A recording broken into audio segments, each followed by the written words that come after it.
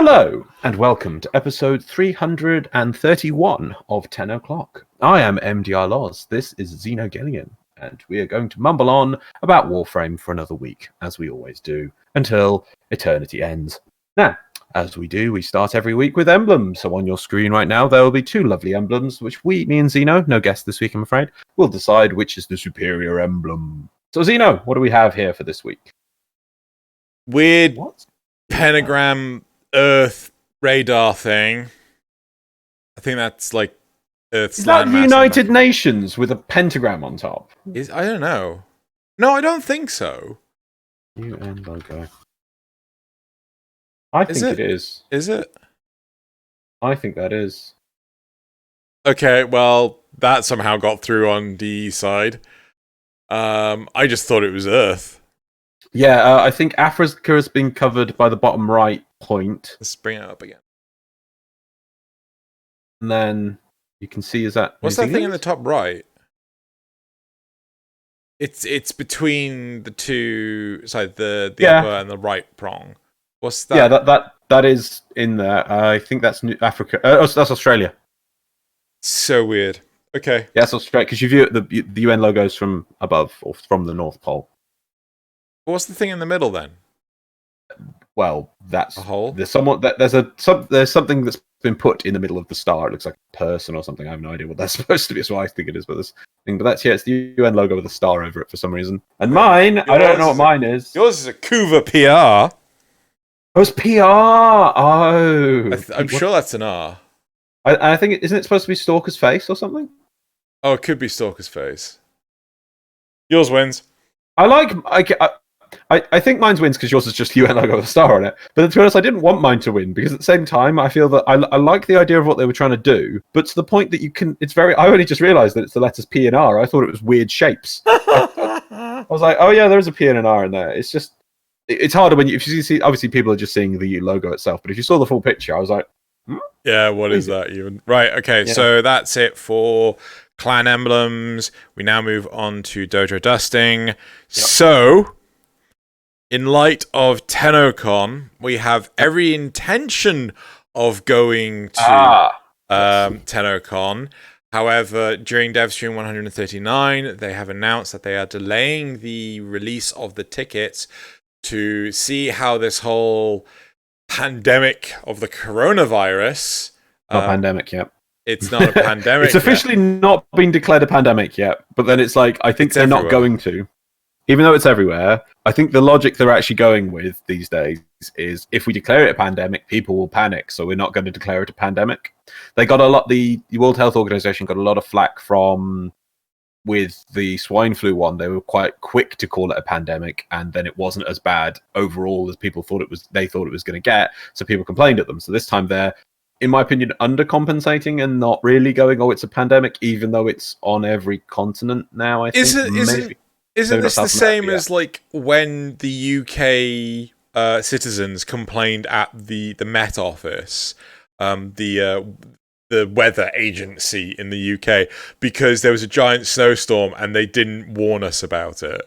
Probably. And it's just like, so now whenever there's a slight chance of what's got a snowflake landing on a train track, that they just notify us as like, severe weather warning. God. Well, it's more complicated than that. I think it's more economic terms. I think the unwritten thing about this one is that nobody's going to declare it as deadly or a pandemic or everywhere and everything, because it'll hurt the economy. And so everyone's just keeping the economy going, and to the point that it is everywhere, and then just go, well, it's everywhere, so what's the point? Have you seen the stock market?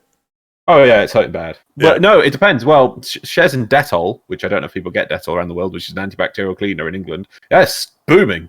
Really? Shares in the company that buys, Corona beer. Oh my god, I can't They're believe suffering. That was like one of the top search results, like Corona beer virus on Google. It's just like, no, it's not the beer, you muppets. I know. Anyway, I might go out and buy some Corona beer today just to do it. But as for, do you want to talk about if the chance of cancelling? Okay, so I think we have every intention to still go. I don't think we'll look to cancel our flights, even if they turn around and say, "Oh well, we've cancelled the event," even though the coronavirus is not stopping anything. But again, I don't think they would even do that. I think they would wait for official word of, "Yep, no, government says no." Well, it's a tricky thing. Basically, you want to try and reduce gatherings of people. I don't know if you know, but Japan has cancelled all their schools for a month. I did not know that.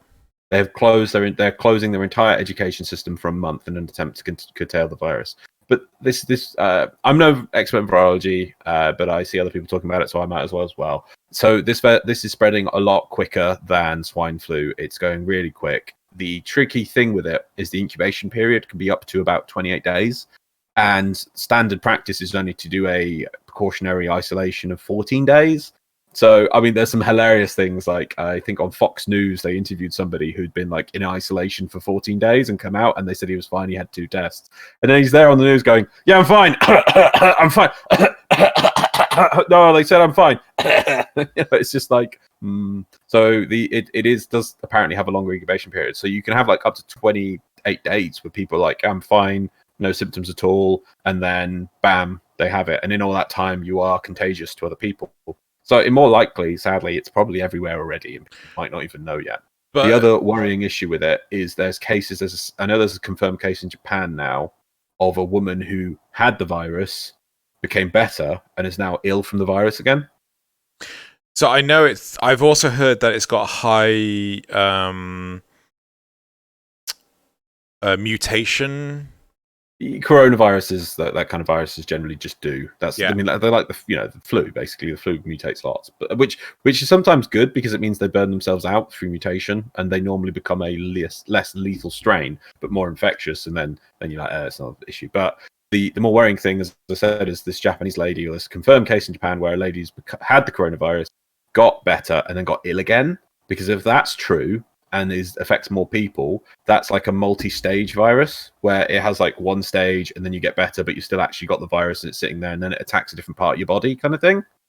And if that's the case, then they will definitely cancel things like TennoCon, because it means that just most things like this, you get it, you go ill for about 2 weeks to a month, then you get better, and that's it. But if this is one of these things that has a multi-stageal thing where you can get infected and then you can get reinfected, basically, they'll start canceling everything. Like, they're already starting to cancel things like football games and sports events. And if that's the truth, then you don't want to have an event, because I remember in past TennoCons where you could bring people from all around the world to one spot for a few days and then let them go away again. It's not sensible. And that's what TennoCon is.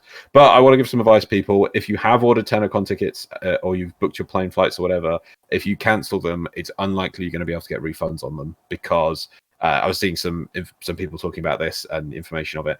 Unless your government declares the Canada basically as a no-go zone all of a sudden, then that way you can then appeal to your flight operator to say, okay, well, the government says not to go there anymore, I need a refund. They can do that. They won't just, if you want to cancel your trip because you're worried about coronavirus, they most likely won't give you a refund. So it's tricky. And by the time that Canada does become a problem for coronavirus, it's most likely going to be everywhere anyway, so they probably won't even do that declaration. So it's a tricky situation everyone's in. And if you want to know why Japan, by the way, are doing it, it's because if you think about it, they've got the 2020 Olympics, and they might have to cancel the Olympics. Yeah. Or postpone. Yeah. Which massive that would be, but to be honest, that's what you got to do. But it's yeah. Anyway, yeah. So we might. Well, I don't know what's going to happen. We just have to wait and see. Sorry. So I would advise everyone here who's listening, by the way, do make sure you've got some food at home, just some canned food. I'm not talking about these people who says like you must stock up 4 to 8 weeks of food or something, but just make sure you've got like 2 or 3 days worth of food, just some cans in your food, just so that way if there's a run on your local shops, you've got some food to take care of yourself, and maybe some water. I don't get this one. Everyone's saying get water. Maybe it's other countries. In England, I'm like, well, the taps, we can drink water at the tap, you see, and it's not bad.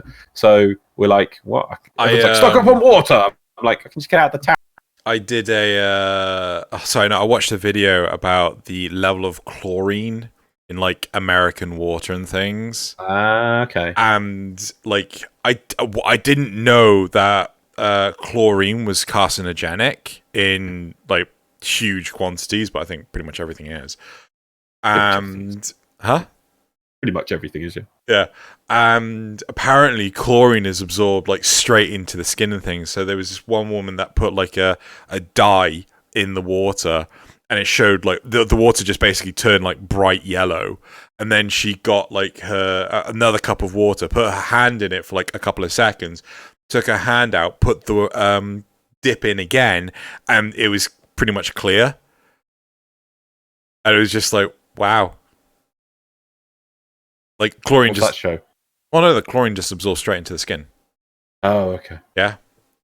Right. So anyway, I'd have to see that one to understand exactly what you're talking about there. But yeah. Yeah. Okay. But anyway, so as it is, we're hoping to go to TennoCon, but to be honest, this year, I think plans for this year for everything are just probably out the window at this point. Yep. We don't know if this virus is going to start hitting hard, and we're probably going to know in the next 2 months, I think. Yep. So cool. Right. So that's it for Closure dusting. Yes, thank you. Let's get back to Warframe. Right, the cards. So, right, the first card from last week. Would you like Samaris Synthesis Eidolons? So, 46 people responded. 10% said no. 28% said that they didn't care, and 60% said yes. To be honest, I really like the idea that we came up with, regardless of which implementation we go for. Yours, which was the... Oh, God. You could pick whichever Eidolon you wanted, but you needed a component to go with it. Or mine, which was you just basically started the night cycle as you wanted. I think, regardless, this is a good thing to have. I noticed, I think it's a very weird looking name, but it's OIVI. I think that's IVRAN. There's spaces between them. So Ovarian, I don't know if that's a thing, or it's OVRAN. They suggested maybe use those Eidolon shards we have no use for to summon them. And that is a very good point. There is an Eidolon shard resource, which is still defunct in the game. What Eidolon shard resource? It was used for the old arcanes, but then you just purchased them because they changed the... We've said this in the past. They changed the ones in Cetus to the same as the ones in Old Valis. And thus there is a useless resource. It is used... it's not useless, okay, so it's used like... Use 5 of them for the paracesis, and... Oh, you use them to level up on the quills, and that's it. But you get... It's just the normal Eidolon shard. There's like the brilliant Eidolon shard, and the other ones, they get used for... They're rap. There's a rare, and you get to use them for things like...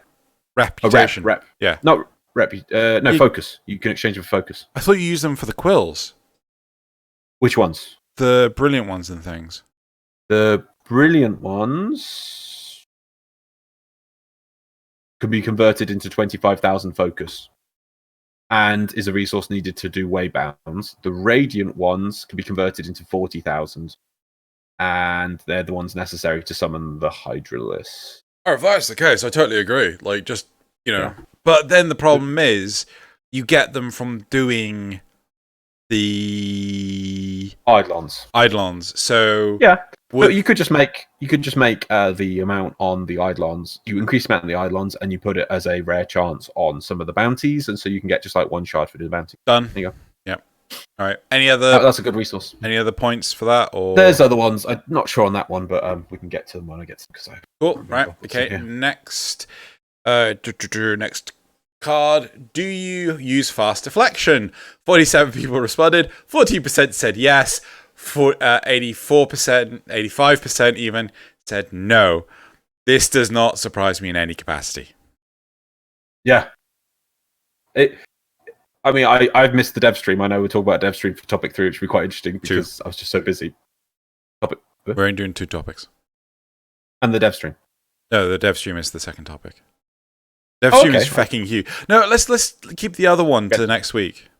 Okay, cool. Fine, whatever. But anyway, so my point is, I do hope there's some interesting stuff to do with shields, because this really does show. You see, I remember when I first started the game, I used fast deflection, and then someone explained to me that it doesn't affect the recharge delay, so it's pointless. It's absolutely pointless. And so this is really quite interesting that most people don't use it. Obviously, some people use it because you might want, in like maybe a Hildren build or something. Well, I'm sure there's some reasons for it, but yeah. Yeah. Anyway, next card.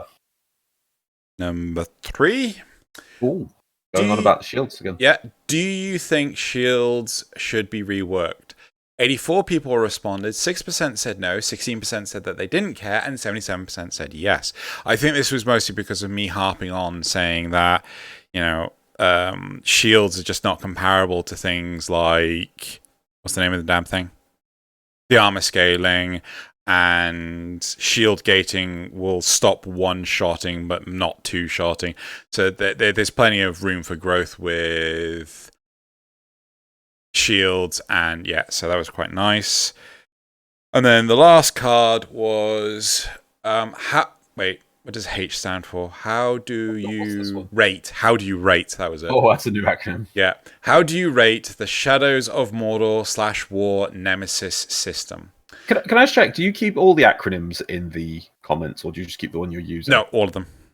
Good. Okay, because that way people will be able to learn them in previous weeks. Like, oh, I've never seen that one come up. Kind of thing. Yeah. So if people don't know, by the way, I want to say about cards, because I haven't done cards explanation in a while. If you want to get access to the cards, go into the little cog in the YouTube window below and click on annotations. When you do that, in the top right of the screen, there'll be a little eye symbol. Click that and the cards will slide out. They're lovely things these are, and they don't get used enough. In there, you'll find basically we use them for polls, because we need to reach 1,000 subs before we can do external links. We want to do that so we can, link content creators, our guests, but we still can't do it. So still can't do that. Like, comment, subscribe, guys and gals. Yeah, please. It does help, and apparently saying that actually makes a difference. So please do.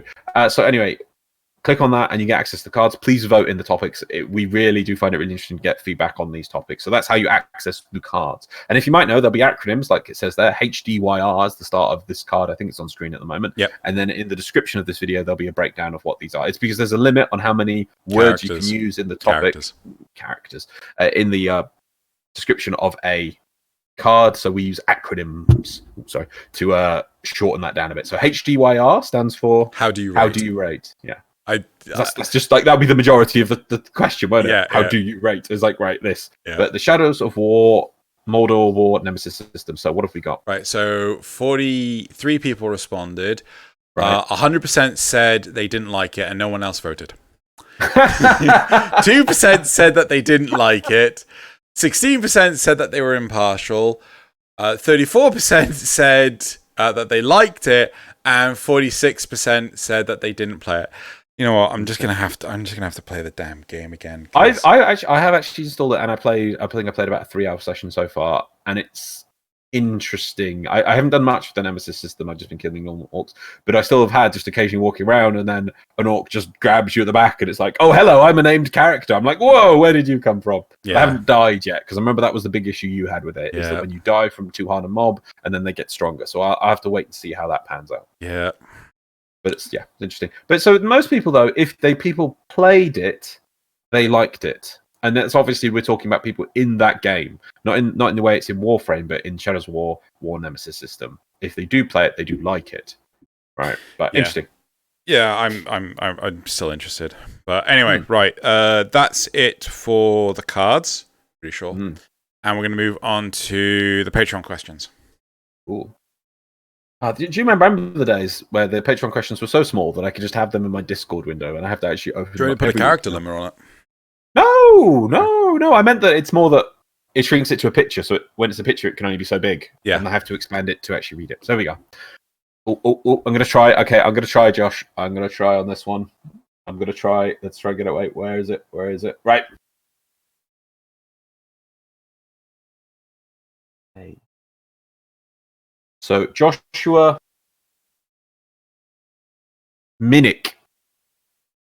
Yeah, fuck, right. You actually got it right. Anyway, Joshua Minnick. Okay.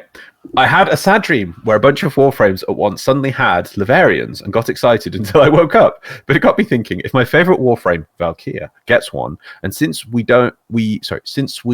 know cosmetics like the Avia armor and the Syandana Ivara wears are canon. I've heard about Savara one. I'm going to have to look into this. Should Valkyria be given an in-depth explanation for her deluxe skin, discussing how maybe the Tenno adopted the old prime design of Valkyria and maybe something less edgy and rage-powered, taming it somewhat until Added V comes along and bloody skins the poor thing? In short, should the Laverian make Valkyria's Geminisi skin canon? I am with you 100% on this, because Valkyria, lore-wise, is a really interesting one because they made the frame about one frame in one scenario. It wasn't that Alad v. Actually, even we don't know. In the Warframe universe, is there many of these frames, or is it there's one frame's the original, and then the rest of the Tenno are using one frame is the original, and the Tenno are using a copy. This is established in Limbo's Theorem, in the Mirage Quest, Hidden Message, and in Sacrifice. No, it isn't. Because in the Limbo Theorem, you are piecing together the different bits of Limbo as he shattered himself across the solar system. You're putting together the original Limbo. You see, it makes it so tricky. It is the original Limbo because that's. But the Sacrifice does have you reconstruct from the fragments of Umbra that got explodiated into the room, and you rebuild a Umbra, but then you seem to rebuild the Umbra. It's just I think you rebuild. So it's not like a cloning process where it's a blank slate. This is like a full, complete duplication, like the teleportation in Star Trek, where you just deconstruct someone and then reconstruct them. They have their memories and everything. That is how I see it. Right? Yeah, but in the way it works in Star Trek, because it's a very interesting one on Star Trek, is that they turn you into a stream of matter, and then they can only construct one copy of that matter. It takes they can't. Yes, they can. It takes an accident. It causes some external weird accident to cause the duplication of people. No, otherwise they would use transporters to make armies of people. No, but I thought ethically that wasn't right and things like that. They have like. Do you really think that would stop the Romulans or the Klingons or the Borg? If the technology could do it, there would be one enemy that would exploit it. Actually, to be fair, yeah, like the Borg would just go completely ham on it, wouldn't they? Yeah. It requires some sort of accident. Like, I know we're using Star Trek here. So the Thomas Riker, I think it's what? Will Riker. There's Will Riker, and do you remember he got cloned by a teleportation accident? Yeah, that's the one I'm remembering. But that's because of a fluke accident with the environment or of a planet. Yeah, where it caused the matter stream to be redeflected, and so by compensation it was duplicated or something. It's not. Yeah, he appeared in both places. That was it. It was an odd duplication because of his planet's atmosphere or something. It's not something you can just replicate very easily, but it can happen. Right. Well, I'm pretty sure if they studied it, they could replicate it. But that's the thing. In theory, the way teleportation would have to work, by the way, because that's why they keep saying the matter stream in Star Trek, because they want to make out that it's the person who's moving from place to place. In theory, the way teleporters would work is you kill someone and make a copy somewhere else. That is how teleporters would have to work. There was an Outer Limits episode of this with I think Michael Shanks, the Daniel Jackson from SG-1. Right. And again, it was the same principle. Like, it turned out that they accidentally duplicated the person. Blah blah. You get the idea, right? Yeah. Words. So that's why going back to Warframe now. Slightly different thing. It's very tricky to say. Is the Warframe unique, or when is it unique, or in what way is it unique? It's really tricky.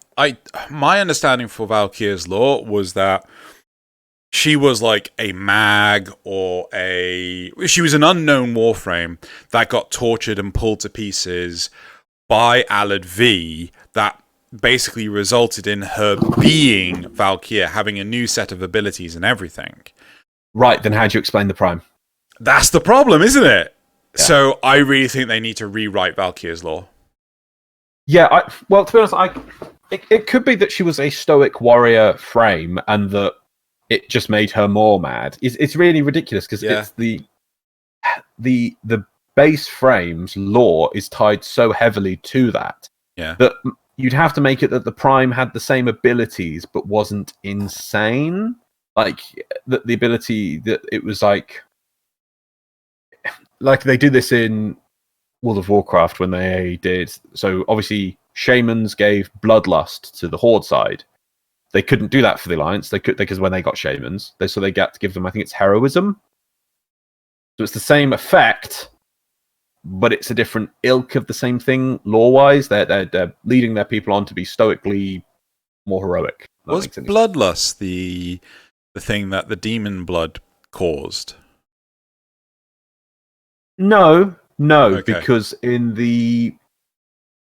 there's a map in Warcraft 3, which is Reforged, Refunded, whatever, where you start with shamans, and the shamans have the bloodlust ability, and I think then they get turned into warlocks when you do the event with the...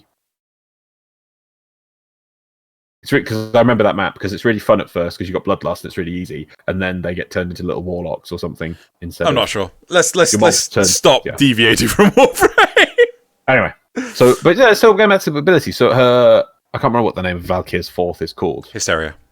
Yeah, exactly. See, it's called Hysteria because she's hysteric, but instead it should be called Stoicism or something for the Prime. That would make sense, that she's just choosing to shrug off her wounds and attack in that kind of way. Yeah. But by doing this, it demeans the base frame stall, because in theory then all that stuff that happened to Aldi really didn't do anything to her apart from make her go mad, or maybe you have to get rid of the scream off of the Prime frame. Who knows? More of a... Yeah. As for this lore, I think it needs a lot of work. I don't know how they're going to do it. Anyway, let's move on. Kale Thunderwing. What was the question? Was there a question? Yeah. In short, should the Laverian make Valkyr's Geminesi skin canon? Yes, and explain it properly. Yeah. Kale Thunderwing, what are your thoughts on Reb's recent trip to Japan, and how a handful of days later in the Spirits event, Lotus will be in Smash? Reb went to Japan? I was unaware of this. However, I may have bought Smash specifically because I thought that Lotus was going to be a playable character. I didn't know what a spirit was until I had bought it.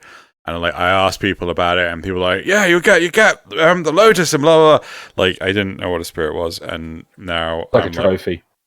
Is it? It's like a trophy, but they couldn't... I think I remember reading something. The reason they did spirits rather than trophies is because they didn't want to have to make 3D models of all the trophies because it would take them so long. So the spirits are literally just a 2D image that they give you stat bonuses and things. Yeah. But they are literally just 2D images. Yeah. They're like items that your character equips or something. Yeah. Also, so Nick Evans, by the way, also replies, all thinking... Hold on. Just to point out, playing on the Joy-Cons is really fucking painful. I'm just going to say, like, either I have weird contorted Gigantor hands or something, but these controls are tiny. I just held it up.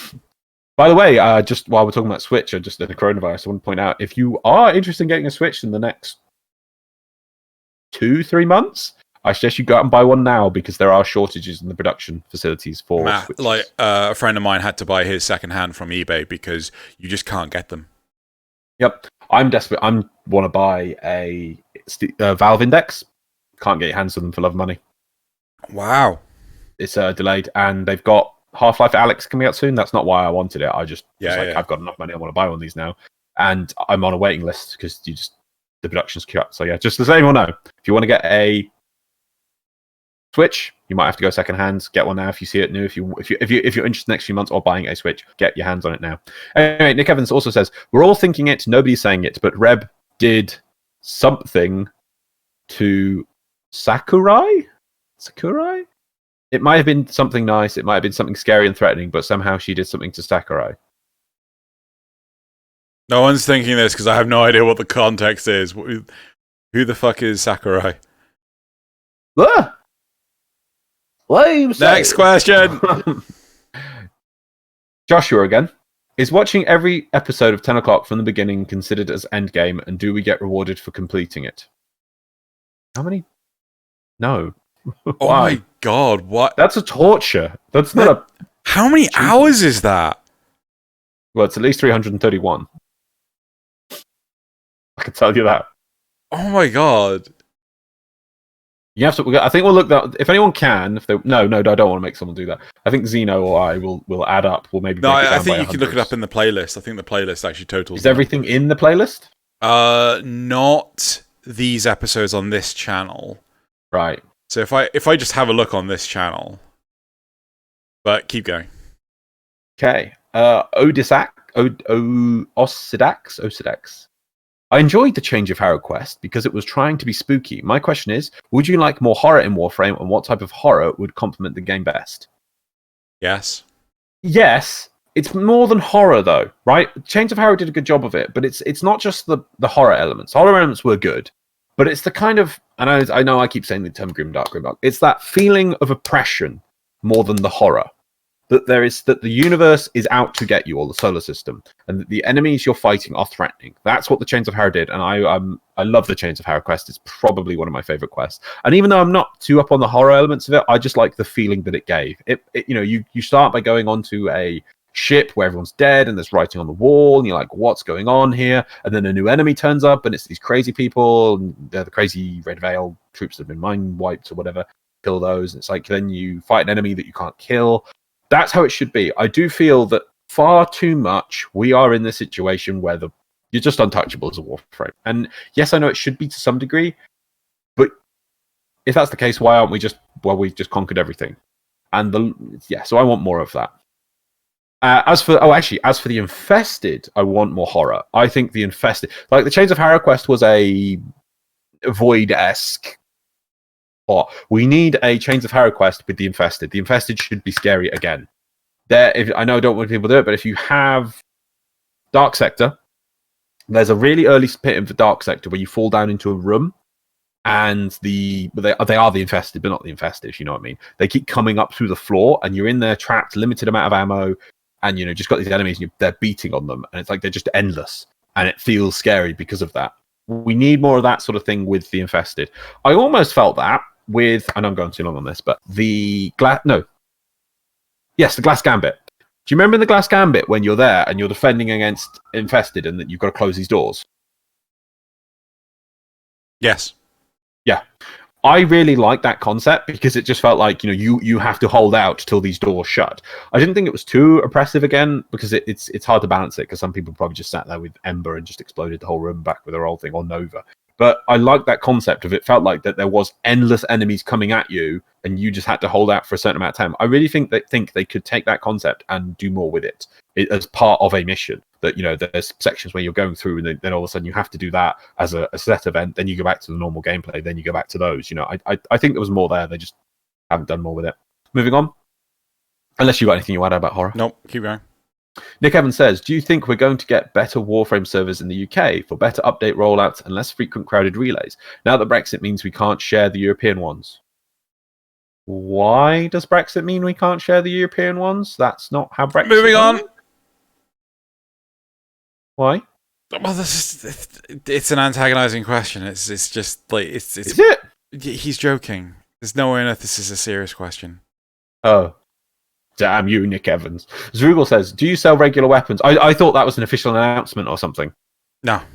No, okay. Zrugal says, do you sell regular weapons once you get the Kuva version? No. I need Zrugal it for says, I didn't have anything to ask. I just wanted to wish you a great show. Thank you. No. What do you mean, no? I just wanted to respond the same way we did to the previous question. Okay. No. Right, moving on. Okay, so YouTube used to tell me how long, all the videos were in a playlist, the duration, but apparently they're it also used to give you subscriber counts, but they don't really have that anymore. They do on your dashboard. But no one else can see that. Right. Moving on. Community questions. Community responses. Cool. Okay. Oh, I'll go remove that. Or maybe right. Kadir Yusuf says Paprika ? The movie? I don't know. Moving on. Anarchy 8 Gaming and Novaro they're demanding double memes. Double memes. I was talking about this. Now, first of all, I used to give more memes, and I used to do 12 memes or something, or 10 memes, and it did feel it was kind of lagging a bit in between. Also, there are times like this week when I went through all the memes in the past week. I reached the bottom and I really wasn't happy with it. I had to really struggle to find 6 that I liked. There was a lot of them I'm like, that's not a good meme, or we've had that meme. So sometimes it doesn't work. However, I will promise you we will do double memes at some point. Maybe for a landmark. Maybe I'll do top memes. I'll pick double memes out of top memes for the year from the meme frame subreddit. But yeah, in general, no double memes. But we'll do memes as a special thing at some point. Yokai1235 says, for me, the lore isn't about being invested on the Warframe, but more to give a reason to care about the world and give meaning for the missions. Missions. You're the Warframe is just a tool to be used. If we keep humanizing the Warframes, they stop being tools and turn into slaves. That's why I hated the Avara Leviathan. Hate using Avara as I see her now as a slave. I've not seen the Avara Leviathan, have you? Yeah.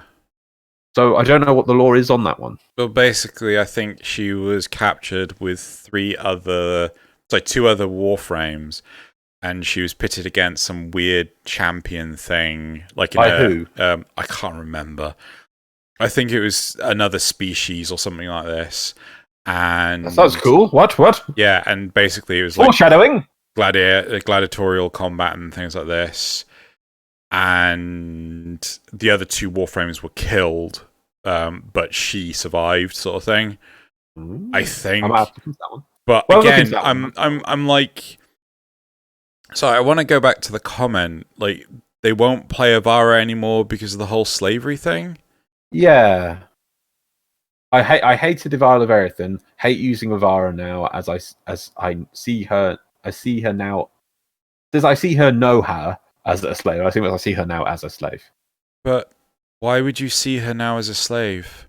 Are you enslaving her? I think that's kind of what they mean. I don't know. Well, I'll have to go look and have a look myself at that one. Cynical No Look says, I think DE underestimates how much allure there is for Warframe lore in the game. We all love the gameplay loop, but lore added that special secret sauce to the game that made it different from other run-of-the-mill looter shooters. It feels like something has been missing, and I think it might be lore-related or lack thereof. I agree, but I'm concerned that this is part of what this community is thinking, and we are a minority of the bigger player base. Because obviously we're like-minded individuals that come together to talk and listen to talk about all this stuff. But there might be players that are genuine. Like, I've heard some crazy conversations as of recent. Like, I've had people turn to me and it's like, oh yeah, Xeno, you should do a build video on this thing. I'm like, I don't do build videos. What makes you think I do build videos? You know, I've never done build videos. Well, I did briefly and I hated it. Never again. Right, moving on. Also, Cynical No Look says, and I bring this comment because it's a console comment. I love console comments because they don't get enough representation. On console, there is an Eidolon hunting specific clan. From what I saw via profiles, these guys have hundreds of it says tricolon. I think that's tridlon. Tricolon with 3 colons. I don't know. Capture/kills. So I expect PC to have some kind of organized groups as well. They do not advertise either. It seems to be a close-knit group. As I get that there's this team out there that are just like, we're going to kill all the Tridlons. We're going to get hundreds of kills. Quite interesting. To be honest, I think part of the problem is spreading the word of mouth. It's like, where do you advertise these things? I mean, look how virulently Reddit is opposed to content creators posting their own YouTube videos on the Warframe. Is it just Warframe or just basically on Reddit? But if you do a nice, pretty drawing or a screenshot, yeah, you can post that. Yeah. Well, most Reddits do a thing of no self-promotion, which is tricky. So you have to let someone else promote for you. But then it's which makes sense. But at the same time, it's completely. Oh no, it's fine for you to put your art up, but you can't put a video up. It's like, what? Why? It's Moving on. Simil1 actually have a massive coast, but I've tried to cut it down. Also, I'm very unclear. Does Xeno think level 5 liches are too difficult? They are when you do them by yourself, and it's a Warframe that is tanky as fuck, like an Oberon. They reply also with, a difficulty cap doesn't limit the enjoyment at all. Level 5 lich is equivalent of a Sortie 3, which is absolutely doable in my opinion, and can always LFG or ask friends to run missions.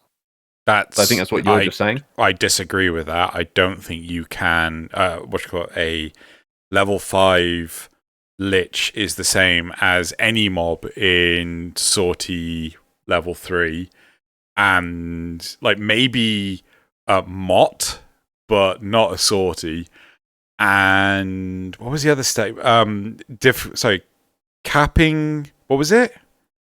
A difficulty cap doesn't limit the enjoyment at all. A level 5 lich is equivalent of a Sortie 3, which is absolutely doable in my opinion, and can always LFG or ask for friends to run missions. I could looking for group. It's so much harder to find people doing liches again, right? People are just not doing liches again.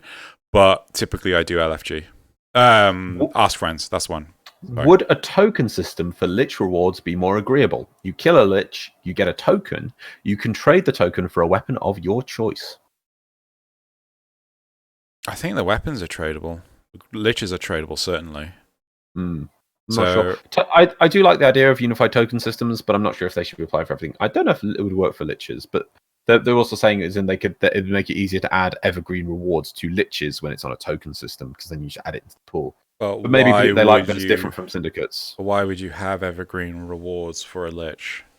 I think so that you can expand it. So when they do like 5 to 10 levels and level 10 liches, you can. I wouldn't want to pollute the pool. I mean, it's not. We don't have random drops anymore. We have an informed decision on what weapon we're getting from the lich. I don't see a reason for that. Okay. Anyway, moving on. Maybe I'll reply or comment more on next week. So let's move on to the next one. Tony Coven. Why do murmurs and liches themselves randomly also spawn? Oh, why don't murmurs and liches themselves also spawn in regular? Now you need to go directly hunt them, and if you want, you can just ignore them. In my opinion, this is why you don't develop a relationship with them. And I put this point because that's the kind of thing in my limited time playing Shadows of War, I was just doing regular things. War or Mordor? The first one. Mordor. Doing the first one, and it's like all of a sudden a mob came up behind me, and it just all of a sudden was a named character, and then I killed him. He started running away, so I killed him, and he was called like the Scared or something. And then every time I see him now, he keeps running away from me. And I was like, I see that how you start to develop that relationship. He's also, so I think the first time I killed him with arrows, and now he's immune to arrows. So it's like I see how that relationship develops in that game, and I do. How did you kill it and run away? Do you mean you defeated it? It appeared on me. I beat it up a little bit. It decided to run away. I shot it with arrows, and it died. But then it turns out it didn't die. It was back again. Okay. Even though it said it was dead on the menus, and like this one is dead, it then was back again. So some of them can just come back, and it had like half its head was like covered in a metal plate because they've been welded on. I don't remember that happening. I think maybe it's a rare thing for it to happen. But basically, I did kill him, but he came back. Interesting. It's quite interesting. So now he runs away from me quite easily, but he's also, because I killed him with arrows the first time, he's now immune to arrows. So he appears. I hit him again. He went ran away, and I was like, I'll just kill him with arrows. It's like, he's immune to arrows now. So I see how you kind of develop that relationship in that game with it. Whereas the Kuva liches, I don't think it would take much more for them to add that level or a bit more to the system, because they're just so rigid the way they turn up. They only appear here in these missions. I think maybe. And also, when they in the game in the Lord of the Rings one, it does make every time you hit or interact with the mob that's named, you do a sword parry thing, and the name comes up to let you know this is the person. But when a lich turns up, maybe it should do that. Like it should do the boss intro thing. How there's like Sarkris Rock. So the big thing with the Nemesis system that I feel helps what is being described is the fact that you have multiple nemesises. Yeah. But with the Lich system, you're locked down to just one at a time, yeah. So I think the big first question should be, should you be able to have multiple concurrent liches? Because if you can, I think the difficulty there becomes what is the reward for doing it? I'm happy to just do it, but I think to get people to engage with it, because it is such an optional thing, my concern is that people won't feel rewarded in doing it, and thus they won't bother with the Lich system, which is why they don't bother now. Maybe. We'll have to see on that one. EMH says, why didn't you show the art on stream? The links take forever to load. Damn. I'm sorry about that. We have showed his art in the past. I think we just didn't show any new art. I think it says his art. I assume that means the guest we had last week's art. Oh, we've shown it in the past. I think we gave a link in the description for his art. If that's I mean, I linked the. They're just high quality images. I think is why they may have taken forever to load. I mean, if people want, I can start doing that. It'll take some time, but yeah. Lastly, right, This was a bit long. I didn't want to add it in, but they put a lot of effort into putting it in a computer analogy for you. Okay. So I decided to do it for you. Okay. So it's from JJ24. Xeno is wrong. The Larveling display is a way to speed up weapon acquisition, which I think you did agree with in the end, actually. Okay. Imagining acquiring a Kuva weapon as a program. The program needs a random number of liches before the desired weapon is rewarded. Each lich is a loop, and inside is a bunch of nested loops for murmur farming and Requiem mod guesses. So now the Larveling display is an if statement that says if the weapon is not the weapon you want, jump to the end of the loop and increase the counter by 1. Each skipped Larveling is essentially a completed lich on the road to the weapon you want. You completely skip the nested loops and runtime is faster as a result. Yeah, no, I did agree with this because I thought Paladino... I think you did in the end. Yeah, I thought the Paladino thing was already in the game, but it turned out it wasn't. So, yeah no, it is faster. But I appreciate they did also that just for you. That programming statement is kind of weird, but okay, keep going. Okay, and the last thing they've also done, is this something else? Oh, right. So they also gave, even though I think they were against it, they gave an explanation of why the nighttime time gating's last point is, I'm just going to do this, was a good thing. There is one positive to time gating that I've noticed but still do not agree with. Having the time limited window, I assume for like nighttime, basically herds players together on current events. This guarantees you have someone to queue with when you go do that activity. You avoid situations where you're alone in a deserted wasteland fighting your Kuva Lich or trying to play Arcwing missions. This happens in Monster Hunter World with the weekly event quest. There is a bit of decision paralysis when you're faced with 50 event quests and do not know what you should do. You basically find people to hunt with since all the players are funneled into similar choices. While all events quests were available at all times in previous titles, I can understand why the current live Surface game is designed the way it is. So I assume in previous Monster Hunter games, when they did special event like, crossover with XYZ game, they were all available all the time. But it meant that most of the time you'd never find anyone to do that with because most people would either finished it or whatever. But because on the new Monster Hunter World, you only get a limited window of this event's for 2 weeks, it means there's always people to play that event with. Unless you choose to do it in that window. Quite possibly, however, they answer my point with their point. They don't like it. Thus, it is a point of friction. If people don't like it, they won't do it, right? So, by saying that they don't like it, it just highlights the fact. But with Monster Hunter World, there is no choice. With Warframe, you can go do anything else. I mean, hell, you can even trade for the rewards that drop from the nighttime events. The time-limited Eidolon runs and things like that. So there is a choice. So, why do people run Draco all the time? Because it was the most efficient thing to do stuff. Why do people now level stuff through ESO? Because it's the most efficient way to do stuff. People don't like to do things, they won't do it.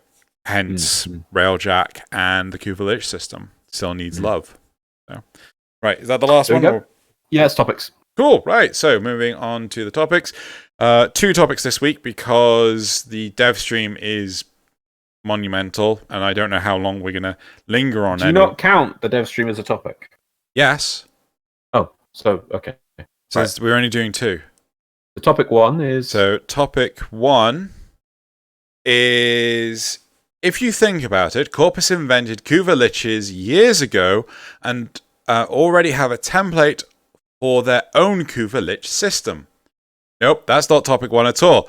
I am wrong. How did I put that in wrong? Okay, nope, sorry. Topic 1 is, I'm rapidly losing my will to complete sorties. Right, so the other topic we're saving for next week. Yeah, the other topic we're saving for next week. Okay. I think I decided.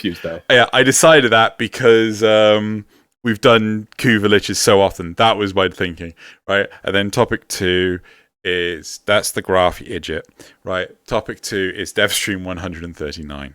Right. Okay. So topic 1. Right,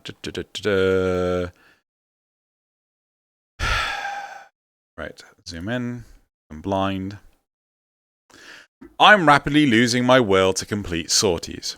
The good rewards have such a low drop chance that we're flooded with nearly worthless Anasa sculptures. I have a ton of Anasa sculptures and have gotten a grand total of 4 ribbons in the past month or 2. I spend 20 minutes in an arbitration and get more endo than these sculptures are worth. I love the game, but endgame content doesn't feel fun. Also, selling the Anasas doesn't work. No one on Switch wants them. I've got useless pineapples. Is that the whole of the thing? There is then a line in the actual topic that says, "How do you guys handle disappointing rewards? I love this game, but endgame content doesn't feel fun." All right. Okay. So and I think Tobiah has added in an insert mandatory pen, pineapple, apple pen. Meme. Yes. Right. Yes. Thank you, Tobiah. So, when was the last time you did a sortie?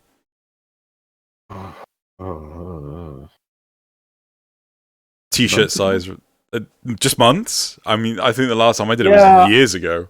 No, I think I got a. Or did we get a legendary core for something recently? Was there a handout for legendary cores or something? I think there was an event. I know I've got a legendary core. I think there was an event or something. I think maybe it was an event thing. I don't know. Or I got one from a sortie. I was like, wow, I got one from a sortie. I can't remember. But either way, they're just. I didn't know about. It's quite interesting. They say about arbitrations get you more endo. Is that true? Yes. Yeah. Arbitrations get you truck tons of endo. Right. Because that seems weird to me, because basically I always saw sortie as just a daily source of some endo, and if arbitrations just gives you more... No. Arbitrations gives you statues as rewards. Oh, yeah, right. Which you can obviously convert into endo. Yeah. Fair enough. It's an easier way of getting statues. Yeah. So getting one statue per day from a sortie, seeing as it's about, what, an hour's... 40 minutes work, 3 missions. I'd say half an hour, but yeah. I'd say half an hour to 45 minutes most of the time. Yeah. Because it depends on the missions, and if you get some boring defense mission or survival, it just drags on and on and on, and it's just like... So, yeah. So this is part of the problem in this game with all these different systems. Again, I suppose it always goes back to Total Biscuit's comment of built on broken castles, or whatever it is. The ruins of a castle, but yeah. Built on ruins of a castle. That, yeah, you sometimes relying on one of those previous ruins is part of what it's built on, and some of them are so decayed and old that they need to be looked at. I haven't done sortie in ages. When was the last time you did sortie? I swear it's been over a year, if not 2, because I have zero interest in doing them. Like, I have an ample supply of ribbons. I don't care. Yeah, and if at this point, if I wanted a ribbon, I would trade for the ribbon I wanted. Yeah. I don't want random ribbons. I'd rather trade for a cheap ribbon that I wanted and then re-roll it, rather than do sorties for the just how many weapons. What's the chance of getting a useful ribbon in a sortie? You'll just get. I don't think it's a useful ribbon. I think it's just a ribbon. Oh yeah, no. So I mean, a useful ribbon. I mean, I didn't mean use as in the stats. I meant use as in on a weapon you want. Oh. Pretty damn. That's what I meant by use. Yeah. I mean, I appreciate that you need to re-roll them lots. I mean, yeah. I mean, I'm not talking about a good roll or anything. I mean, just a gun you use. It's so low at this point. So I'm going to put the pictures to you. Would you do sorties if they had a token system, which is what we wanted yonks ago, and you could put things on there like legendary cores, and you could put things on there like specific... you could pick a specific ribbon for a weapon you wanted. Now, the question is, how much would these cost? But let's say, I'm not sure what the drop chance is on, let's say, the legendary core, but I would assume that in theory, you should expect to get maybe at least 1 legendary core a year. So if you got 1 token per day, and they put it as like 300 tokens for a legendary core, because then you could work towards it, would you do that?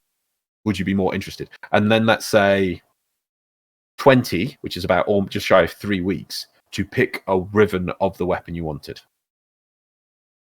Is this more interesting now? I think you should be able to either pick the ribbon you want, or for a lower cost, pick a ribbon of a weapon type you want, and for an even lower cost, pick a ribbon. Just get a ribbon. Yeah, I'm not sure what the prices would be, but let's go with, off the top of my head, 5 tokens for a ribbon, 10 tokens for a ribbon of the type you wanted, and 20 tokens for the weapon you want. I think 30 tokens for the weapon you want. Of course, that sounds fine. Yeah, that's 1 a month of what you want. Yeah, so and basically you could put this, and this is where years ago I remember we used to say this. Why can't they have additional rewards? This should be in addition to the current rewards you're getting now. So it's like you get most of the time you're going to get an Eidolon statue and a token. So that way you're getting a reward for just doing your sortie, and you're building slowly that currency towards something interesting. It's like the login rewards. You're getting towards something, and I would be much more interested in sorties if I know that if I do it, I'll get a token that means my progress towards what I want is established. At the moment, it's just like I could do sorties every day for the next 100 days and end up with nothing but Eidolons, nothing but item statues. Useless. I think another thing that should be on there is maybe for 20 tokens, you could get like 10,000 Kuva or something like that. Yeah. I mean, you can come up with loads of things on there. I mean, I know that you have them on the other one, but you could put Natane on there as another purchase. You could put Catalyst and Reactors. You could put the cheaper one, the Blueprints. You could put Former on there. You could put Focus on there. You could have like a Focus exchange on there. You could buy Eidolon shards maybe on that. That'd be good. You could, if, in my opinion, because I know Nightwave has a token system, you're supposed to be doing Nightwaves for the token hand-ins, but sorties are something they should want people to do every day, and that should also have a token hand-in reward. That would make people do more sorties. So, yeah, because there'd be guaranteed reward if you work towards it. You got loads on there, I also think that there should be some, I'm tossing around with the idea in my head that the legendary cores should just be a optional thing, right? So it's just like there's a chance of getting a legendary core when you do the sortie. You don't want to put them on the vendor? I'm torn. I'm really torn. Like the idea of having it for 350 300.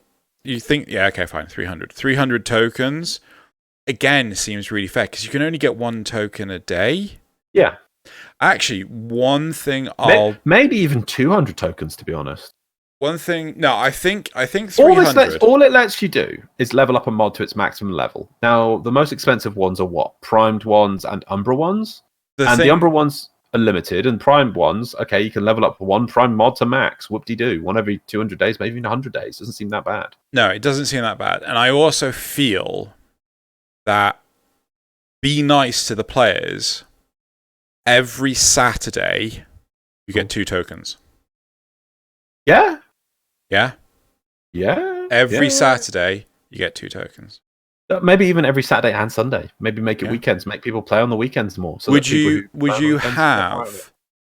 have it so that both days give you 2 tokens, or would it be if you did one of the days, it would give you 2 tokens? No, I'd make it. Why not? I think no, that's fine. That's basically 9 in a week. That's still not that bad. Maybe if you make it 9 in a week, then I would say keep the legendary core at about 300 because you're actually getting more per week. But these are all numbers you can play with. But I like your idea of making it so that people on the weekends feel like they're getting more out of it. Yeah, it's good. Some people can only play at the weekends. They get more from it, and it encourages people to go do sorties on the weekends. That's the kind of little change. And by the way, can I state this again? This should be in addition to the current rewards. I hate that if DE did rework sorties, they'd be like, "Oh, you get a token. That's it." It's like, no, you can get multiple things from doing something. Why does it always have to be one thing for one job? I feel that they'd have to seriously change the pool. Like, what are the rewards you can get from a sortie? There's R10 statues, don't care. Arbitrations do a better job. There's just flat out endo, don't care. R10 statues, arbitrations do a better job. There's... it's actually one of the memes, so I've basically got a list. So the list is 2000 Endo. Okay, wow. Riven Mod. Okay. Focus Lens. Don't care. 4000 Endo. Don't care. 3-day Booster. Really don't care. Greater Focus Lens. Hold on, actually, can you get a 3-day booster via any other means? You can buy them from Barrow. Barketeer. If he brings them. Yeah. Okay, I might say that one needs to stay. What was the one after that? See, that's the kind of thing I think would work better on a token system, because it's like something. Oh, okay, sure. Like, I don't like, because what that is that'll activate as soon as you get it. You can't stock those up. Yeah. I hate that. It's like I could have logged. Okay. It could be like I log on. Can I just point out? It's like I log on to do just today, and I can't play Warframe for another 5 days because I'm going on holiday or something. Here's a 3-day booster. Thanks. My reward is a complete waste of time. It's like, no, it's stupid. Right, now we're into the yellow rewards. Greater Focus Lens. Don't care. Exodus Adapter. Don't care. Former. Don't care. Orokin Catalyst Blueprint. Don't care. Orokin Reactor Blueprint. Don't care. Legendary Core. Do care. So, to me, there's only Rivens, the Booster, and the Legendary Core that I think are worthwhile in that. Now, obviously, because I'm going to reflect on ourselves here, there will be players who are earlier, who a lot of those resources will be a lot. Now, they might go, "Wow, a catalyst!" So I'm going to point out that there's, but then with Nightwave, there are other ways to access some of these things. Yeah, so that's the point. That's the don't care, because you can get catalysts and reactors from Nightwave. You can get Former from Relics. You can get Endo from Arbitrations. You can get Item Statues from Arbitrations. What else was there? I can't remember what you said. I was just nodding and agreeing with everything you were saying. So, Catalysts and Reactors, Nightwave. That's right. Yeah. Former, Relics. Endo. Arbitrations. Or anything else. Exodus Adapter. No, I think that is potentially the only thing. That, again, I would have on the token you get that system. From syndicates. The Exodus, no, I don't think you can. Let me have a look. You can get the weapon one from what was the Requiem relics. This is a fully built Exodus adapter. The blueprint can be acquired from Teshin for 75,000. The blueprint can be obtained for some invasions. The blueprint can be obtained from Samaris for 50,000 rep. Okay, so Samaris. But Samaris, Teshin, and invasions. I wouldn't like to impose Teshin because that's having to do Conclave. I know. I'm just saying it is an option. But there's also invasions apparently give it as a reward. So. Invasions, but I think having the Exodus adapter on the token system works perfectly fine. But I think that we need to have like a whole new plethora of viable rewards. Hell, put some unique mods on there. You know. Rare mods. Yeah. You know? Oh, you could get an augment mod. You can get put some cosmetics on there. Cosmetics would definitely be consumable cosmetics. I was talking to someone yesterday, and they were talking about they didn't know the Valentine's Day arrows were consumable. And put consumable cosmetics on there. Ephemeras really should have been consumable, shouldn't they? Not in their current implementation, but I would have been fine with them being consumable. I mean, if they were easy to obtain, but they only lasted 5 hours a time or a week, or whatever, Yeah. I think 5 hours at a time, because then they would be quite easy to get, but you would like choose which ones you want to use. I think. Well, as long as you could just cosmetics, get them in droves. Yeah, you would get them in droves because they're only worth a few hours. Yeah. Anyway, so this person, let's go back to the topic at hand, which is this person is losing the will to Sorties. I think we've come to the conclusion a token system, and we've looked at it, would probably be more interesting than the current system. Yeah, I think a lot of the problem stems from the fact that you can get this stuff better in newer systems And as the a only result, rewards that are good are stupidly rare. And as a result, the sortie system is effectively a fossil. It's been left behind. Yeah, the newer stuff has ruined the economy that the sorties were based on. The sorties were based from the economy several years ago, and we've had other stuff that's come in which makes access to these things easier, which changes the economy, and sorties are still running on this outdated model. Yeah. But 2000 Endo is amazing. You're like, it's not really. Yeah. I think one of the biggest gripes that we've, or at least certainly I've always had, is the fact that you only get one reward from doing 45 minutes worth of work. Yeah. And I've always hated that. Like, give me a reward. But again, I'm still an advocate for that. Like, I don't know, maybe let's triple all the numbers, right? That we were talking about with the token system, right? Let's triple all the numbers, but you get a token per stage of the goddamn sortie. So if you can only do 2 of them in a night because something's happened, like your power's gone down, at least you get 2 fucking tokens. Yeah, definitely. There we go. Or if you want, just add a 0 on the end as well. Replies? Yeah, go for replies. I stopped doing sorties almost a year ago. Unless it is for Nightwave, there's nothing I need from them.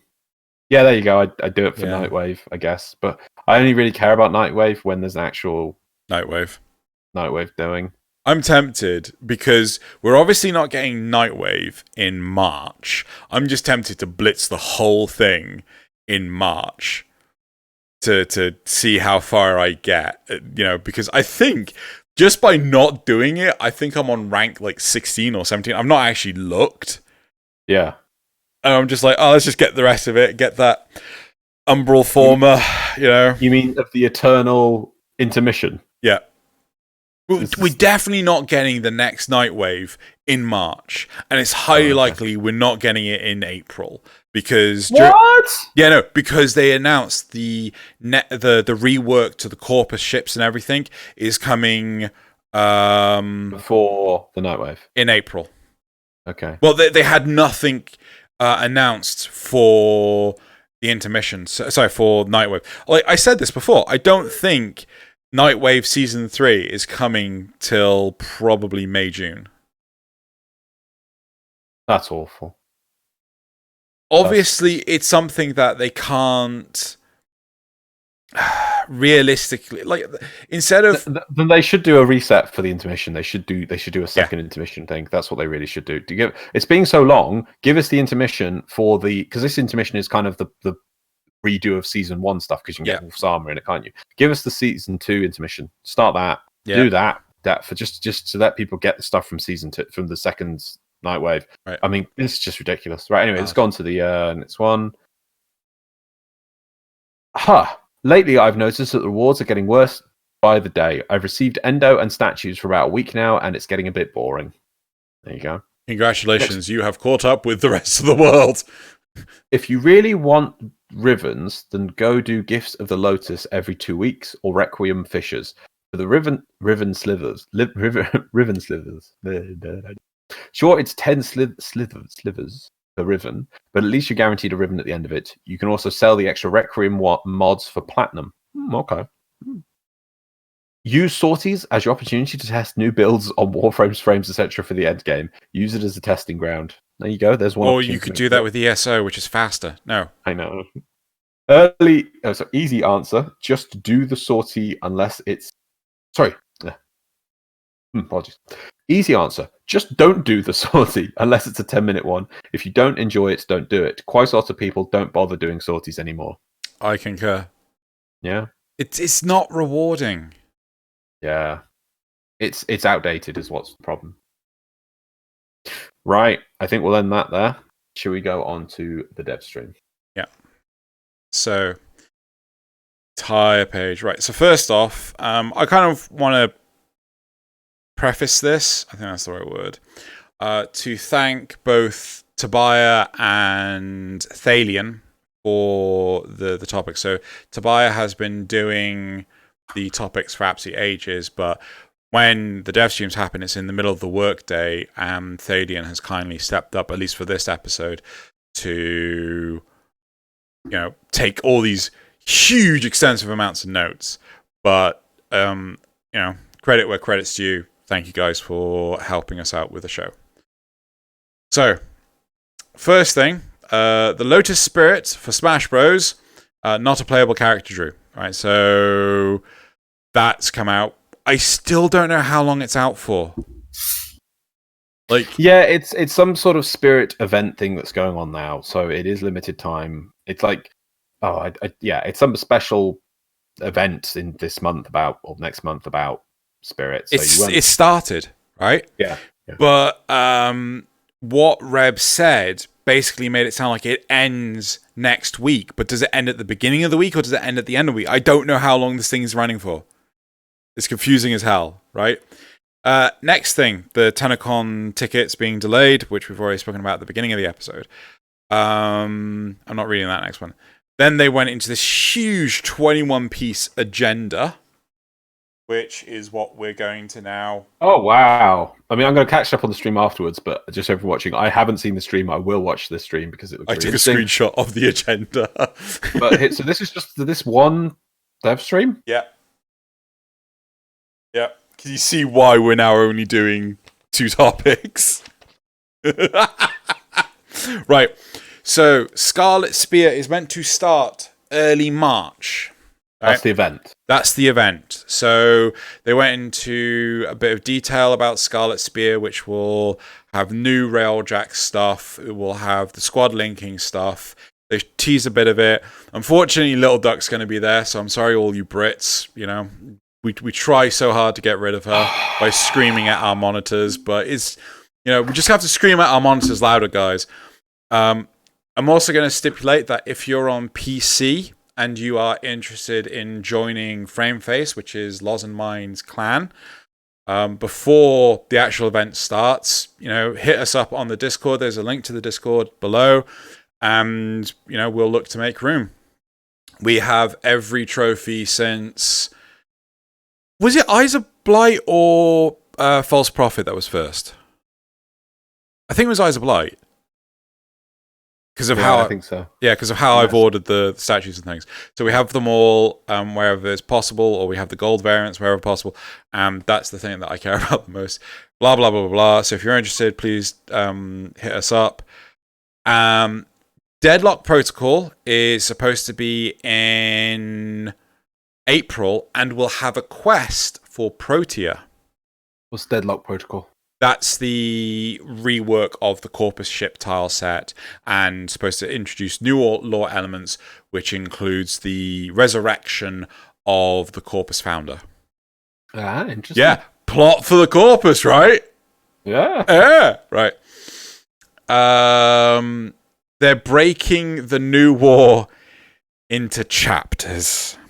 Everything gets broken into chapters at these points. The first chapter. Are we on We're on part 2 of the release for Railjack, aren't we? We're not on part 3. Yeah, we're on part 2. We're on part 2. So right. So the first chapter. So the first chapter was the Chimera prologue. The thing we got 3 years ago. Yeah. The second part is called Era, which is the quest that Loz. Sorry. The snippet that Loz fell onto the other day for the first time. When did you do it? Was it a week ago? 2 weeks ago? 2 weeks ago, I think. Okay. And what was the point of that, man? Yeah. I knew there was a thing and I'd seen 2 seconds of it and I didn't realize that basically the whole thing is about 15 seconds. Mm-hmm.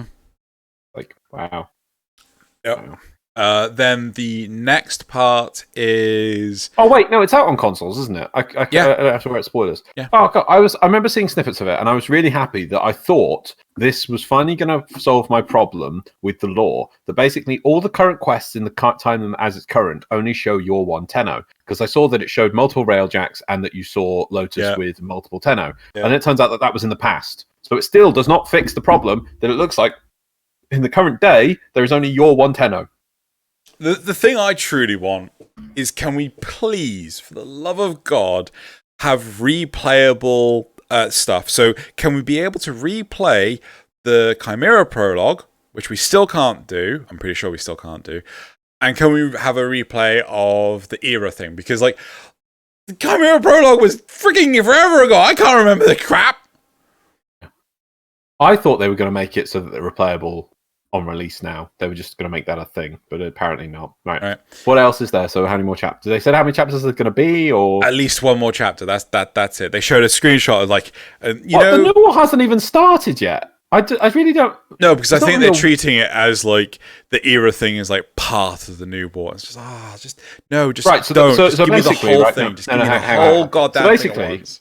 Basically, like they haven't released the new war as in how we expected it, as in a storyline quest for there. And now they're saying that they have released some of the new war, but there's going to be at least one more. No, there's going to be one more chapter, which is the released new war. So this literally changes nothing. At least, unless there is like 3 more chapters, this literally makes no change to how I was looking at the releases for New War, because I always thought there was just going to be a patch called the New War releasing. Now you're saying like, oh yeah, but some of it's out already. I'm like, great, I don't care. Just give me the next section. Yeah. Unless there's 2 or 3 more sections to come. They only teased one additional section, but I can easily see them going like, and then there's another section, and then there's another section, and then there's another. And like, yeah, I can see. I'm fine with that. That makes to be fair, if Scarlet Spear comes with a mini quest like era, and the Deadlock Protocol comes with a mini quest like era, I'm fine with that. But anyway, next. Requirements for Railjack will be reduced. Difference in materials will be refunded for completed or early adopters, also bringing with repair drones. So if you've already done your Railjack, if you've already done the quest to build your Railjack, which is you have, then you will get the difference in resources back, and you'll get 2 repair drones. If you're partway through the quest, you'll get the difference in resources back and 1 repair drone. And if you haven't started, well, you just get the cheaper costs to building your Railjack. So what you're saying is basically, if you haven't done your Railjack, at least start it now. Don't bother getting. You don't have to get away through because it'll be cheaper, but you'll get access to a repair drone, which I'm still kicking myself that I didn't buy a bajillion of when they're available on the shop. Yeah. Damn it. Right, but I get 2. Okay, that's fine. I do feel it was a bit extreme, and this was sensible. This is coming because this is how they should do a lot of content. Is that when the content is new, they need to make it hard for people to do it, and then just reduce it over time. And that's why I personally feel they should remove some of the caps on some of the reps. But that's not coming in here, is it? Yeah, no, I mean that would be good of them to do, wouldn't it? Do you know, I'm going to save that. I'm going to put that in the next Devstream. Why can't we have some of the caps removed? Because I just think there's too much gating. And obviously the reason why they used to gate them with caps is so that you come back tomorrow, but there's just so many now. It's stupid. Maybe the Syndicate one, some of the Syndicate on the planet ones should be removed. Especially Orvalis, where it's a cap to get to a cap. Ridiculous. Anyway, moving on. Right. Next, we have the whole armor scenario. So armor, health, and shields to scale differently. There's an armor comparison graph, which Loz and I have in front of us. Yeah. Should I shove it on the up in front of the audience? Might as well. If it's not too much time. It shouldn't take me. You might want to just cut out the graph bit, not have all this numbers. No, too late. You're gonna have all of it. Is this how it is now, or how it's going to change? No, this is both. So it's a reflection of what it's like now and what it's going to turn into. So I will talk through it as soon as I remember how you spell S. Scroll down. There it is. And turn that on. I love how the left axis isn't actually labelled. Of course. Is that armor or damage? No, I think that is. Hold on, let me just get it in front of me properly.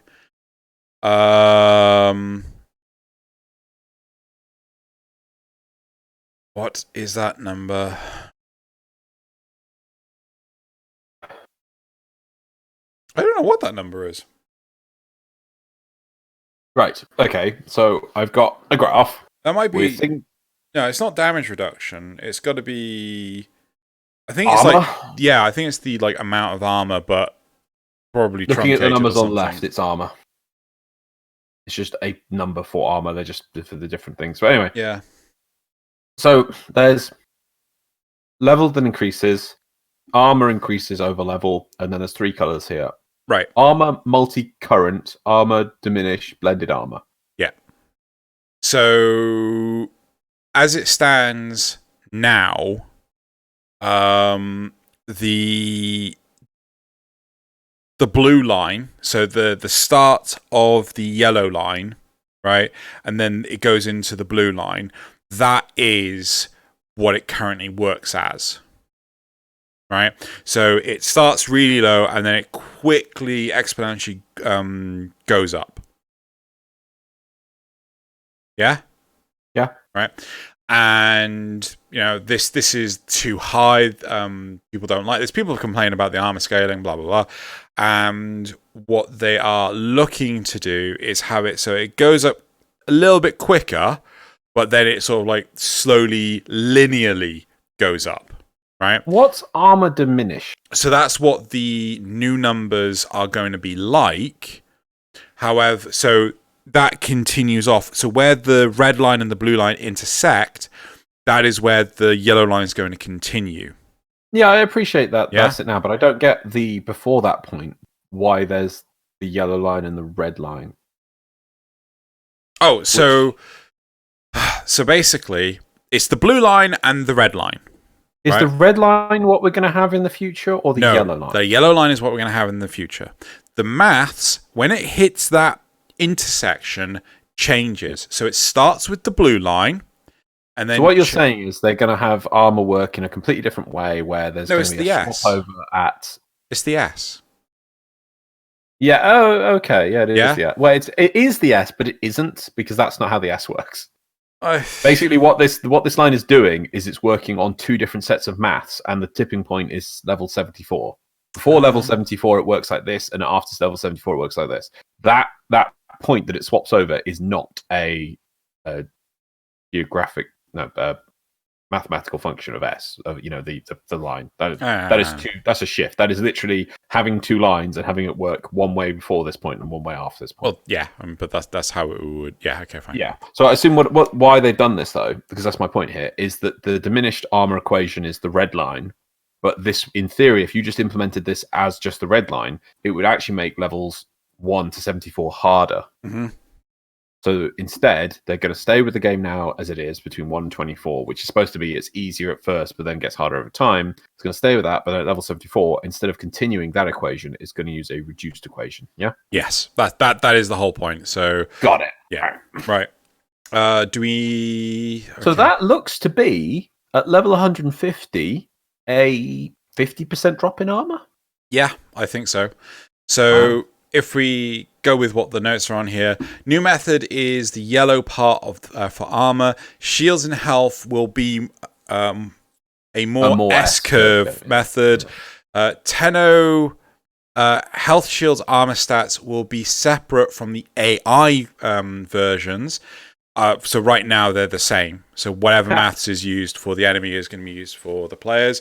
Tenno shields may have adjustments to flat damage reduction or recharge differences. Shield enemies will have shield gates with allowances for how we deal damage.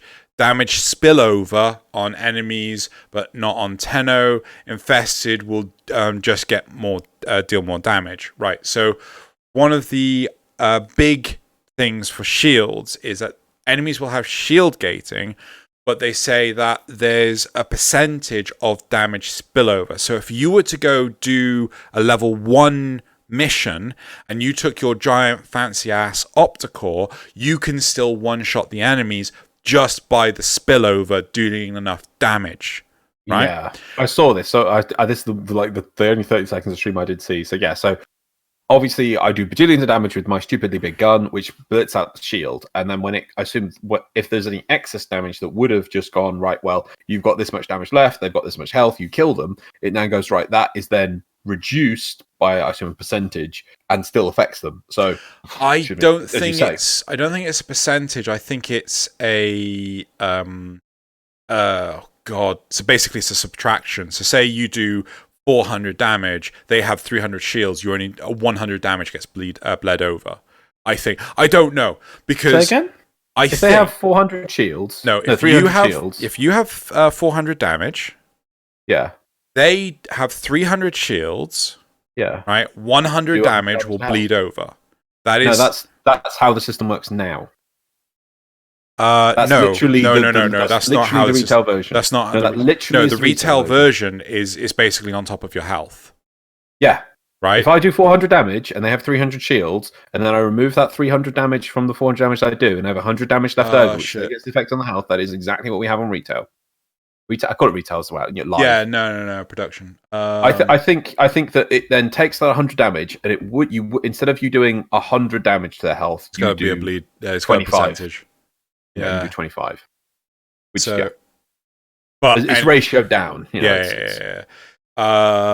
What else did they say? But there's also going to be critical weak spots for the shields. Oh yes, I remember they said the head. Yeah. So the idea was that I can't remember what she used, but she shot something in the head, and it just instantly died. Oh no, I saw this. It was the method they used. I did see this. It was a corpus crewman, and then Steve said that we've canonically now said that the crotch is not a weak point.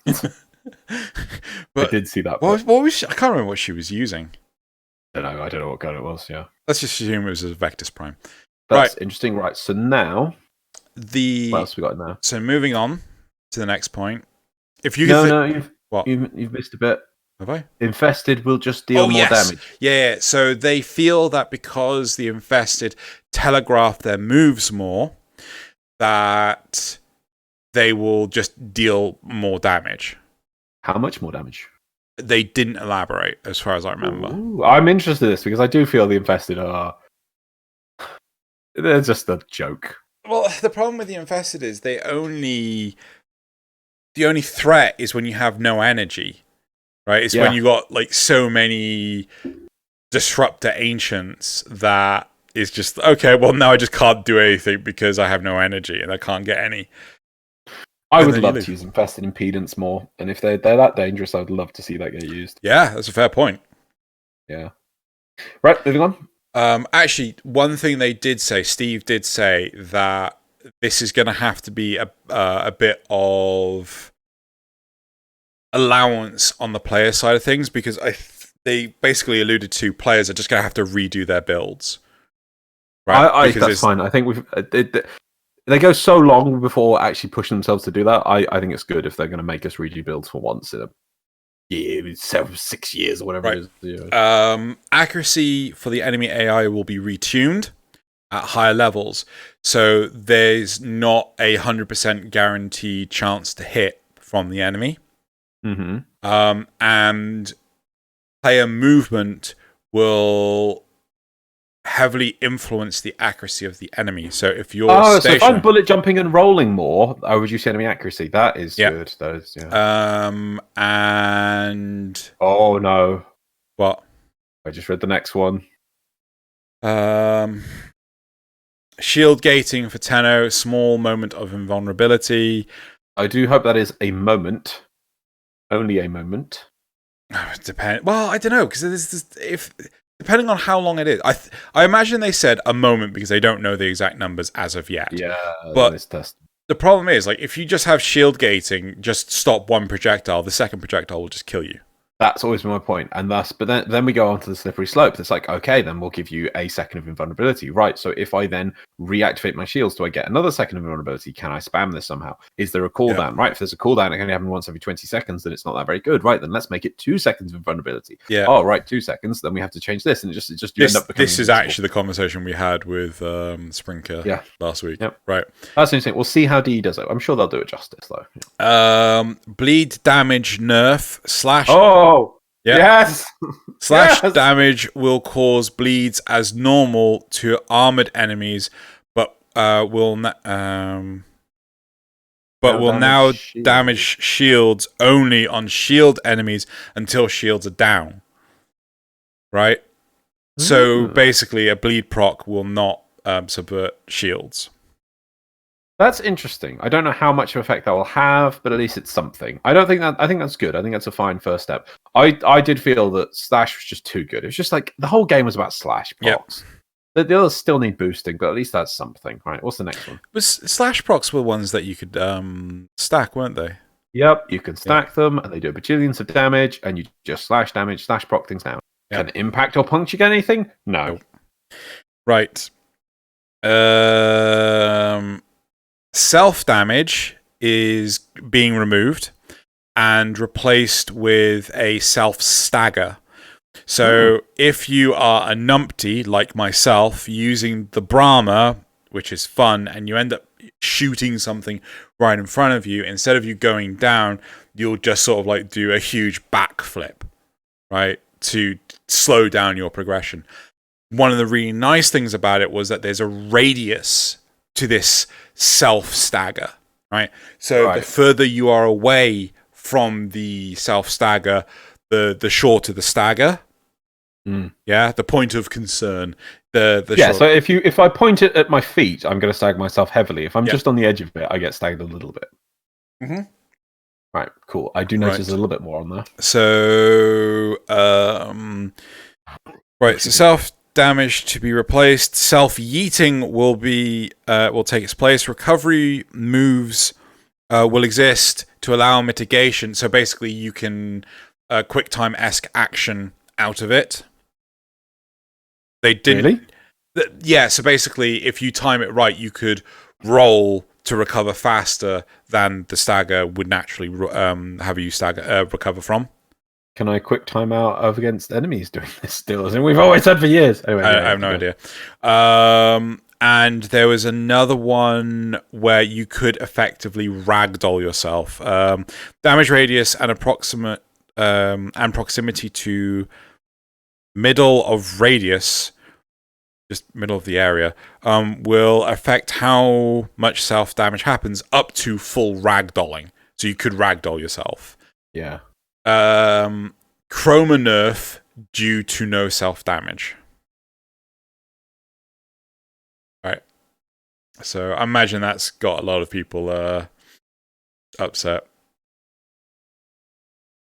Why finger? Why Barrow? Why Barrow? I don't mean to be mean, but I've always hated why Chroma was so good because of these silly buffs, and I suppose it's going to hurt him a bit. But it just didn't feel like good gameplay to me that you just did these silly ways. You were in full control.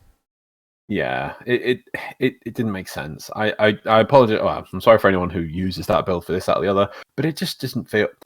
It just didn't feel the spirit of the game. It was just silly. So I'm glad that's finally been fixed.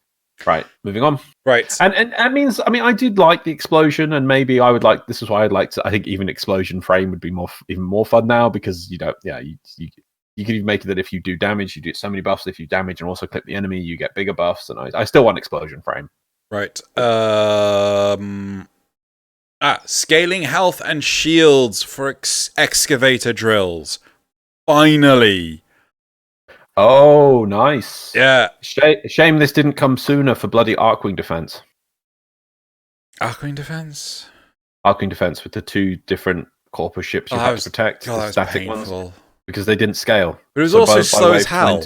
It was slow as hell, but it also didn't scale. So by the end, it was really easy for the mobs to just shoot it once and insta-give it. And it's just like, wow, that was worth it. Cool. Another hour to get to wave 20. Yeah. Titania changes will ship with the main line, and Vauban is getting an armor buff as well. Okay. Reward tables update. All low-end rewards being removed. Only the highest denomination. Thank you. Of each reward will be available. So either credits or endo. Yeah. Oh, okay. That's nice. Right. So you're not going to see like lower numbers. You can see higher numbers of everything. Yeah. Minor UI updates for items. Hold to confirm being removed from some aspects. Added to abort a button on a death screen instead. I think there was something to do with arbitrations as well. I'm not entirely sure, but it's just a user experience thing. Yes. Clans will be able to research 100 times restore blueprints, so you could get 100 times energy pieces. God, I can finally not waste platinum on these anymore on the 10 ones. 100 times health restores, 100 times ammo restores. Like bloody finally! I think I'm out of energy pizzas. Like I've just not, just completely forgotten to build them. It's like, oh look, I've got a stockpile. I don't care. Right, shared mods between sentinels and weapons, and so sentinel weapons and regular weapons will be no more. So just be one. You just need one set of mods. Need one. It's fine. It's fine. It's fine. I liked it, and I've for years I've had 2 copies of each mod. I guess this makes it easier for me, but I thought it was fine when they added the system where it would show you that symbol of a death cube to show you that you know that. Do you remember when you had to unequip a mod from a weapon? Yeah, to use another weapon. Yeah. I was going back years. I still think there was advantage to that system. It really did make you feel the weapons felt special. I know it was a lot of work, but it did make you feel special. Yeah, right. Oh well, so that's right. So when that comes in, I can just delete all my additional mods. Maybe I'll just enjoy how simple it is, and I won't get that. By delete, do you mean Endo Smash? Endo Smash. Yeah. Get all those endos. I wanted to, one or the other. Oh, Endo Smash. Get all the endos. Anyway, moving on. Right, arcanes. They're removing double stacking. Right, so you can't have 2 arcane guardians. You can't have 2. Yeah, but they're increasing the base power to compensate. Right, buffing low-end arcanes by giving them better percentages, nerfing some of the high-end arcanes by giving them cooldowns, better clarity on stats. So like, there's some arcanes that say like if you pick up a health orb, nearby players will also get health. Yeah. Apparently that distance is like 1.4 meters. Oh god. It's absolutely tiny. It's just like that information is just not conveyed. I also hope that, well, to be honest, one thing I always hate about these is that arcanes give you such a stupidly minded description. I really hope they also give us all the information. Like, if I would like to know what is the cooldown if they're adding cooldowns on these. Yeah. I mean, like, for instance, my arcane guardians, I don't think many people use them. And I do hope they're nerfing the ones that people use most. Not just like, oh, that's really good, better give it a 50-second cooldown. It's like, well, I'm not using this anymore. So I better hope they let us know what these bloody cooldowns are. Because I can just see it. They'll just do the change, and then people will have to go do the maths on it themselves. Like, just give us the information. Right. Like, yeah. There's another one. Arcanes will be part of Scarlet Spear available from Little Duck. Yes. So oh crap! I've left the bloody graph up. I'm an idiot. Sorry, everyone. So like all the arcanes you'll be able to actually get from Little Duck as mission reward, not mission rewards. Like how you can get the stuff from Nanak. You go do Plague Star, you get tokens, you spend the tokens on what you want. Yep. Cool. What? I don't get the next point. Nope, that's just Thalion being funny. I'll read it out. It was my work here as Meanius. There's a full Devstream work thing thread for this. Yes, but not everyone goes to the forums. Not only that, but this is paraphrased, whereas that isn't. So, yes. Right. Okay. Shotgun 100% status chance equals guaranteed status on every pellet is being removed. Right? So, like, before, if you had, like, 99.9%, it got you to, like, 34% status chance per pellet. Yeah. And as soon as you got to 100% status chance, it just went up to 100% status chance per pellet. So per pellet, and it basically meant that you went from a small chance of the shot to just ridiculousness. Exactly. So instead, all the base status on the shotgun is being tripled, right? Right. To ensure that modding will reach the new over 100% functionality, but the percentage will be divided per pellet. Right.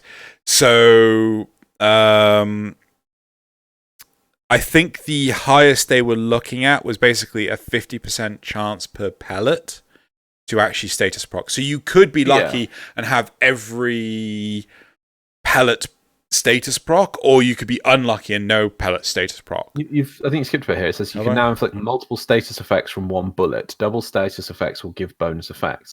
Faction-based bonuses, stacking damage based on statuses' unique effects. They're also going to do more with statuses.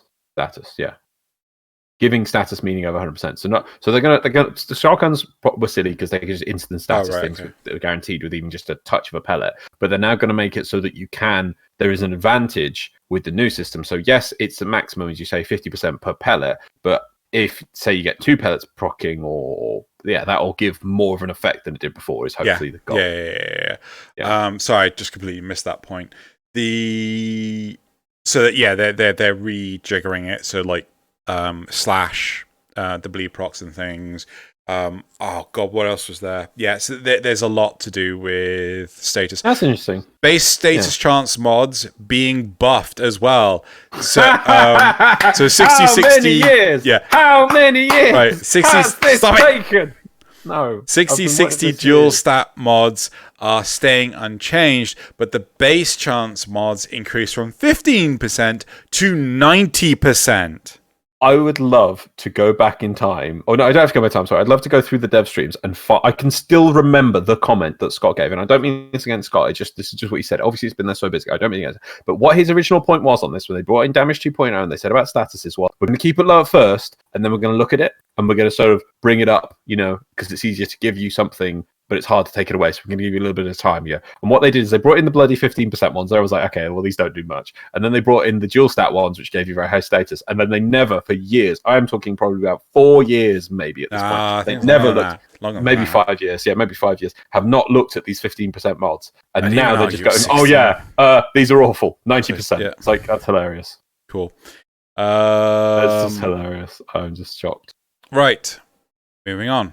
Grenades will now have markers, so people can see where the grenades are. I don't know if it's just a minimap marker or if it will actually appear on the world like any of the floating markers. And they will be destroyable. So you can destroy the grenades that are just lying next to you. Wow. Yeah. Okay, cool. So similar to the... Oh, God, what are those mowers called? Not mowers, ospreys. Sapping ospreys. You know how the sapping osprey... Right, yeah. Yes. So, yeah, you can destroy things. Okay, that's cool.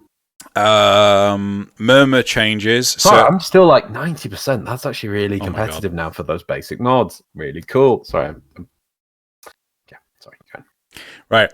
Murmur changes. So liches will now share murmur progress with your team when you fail stab them. Right?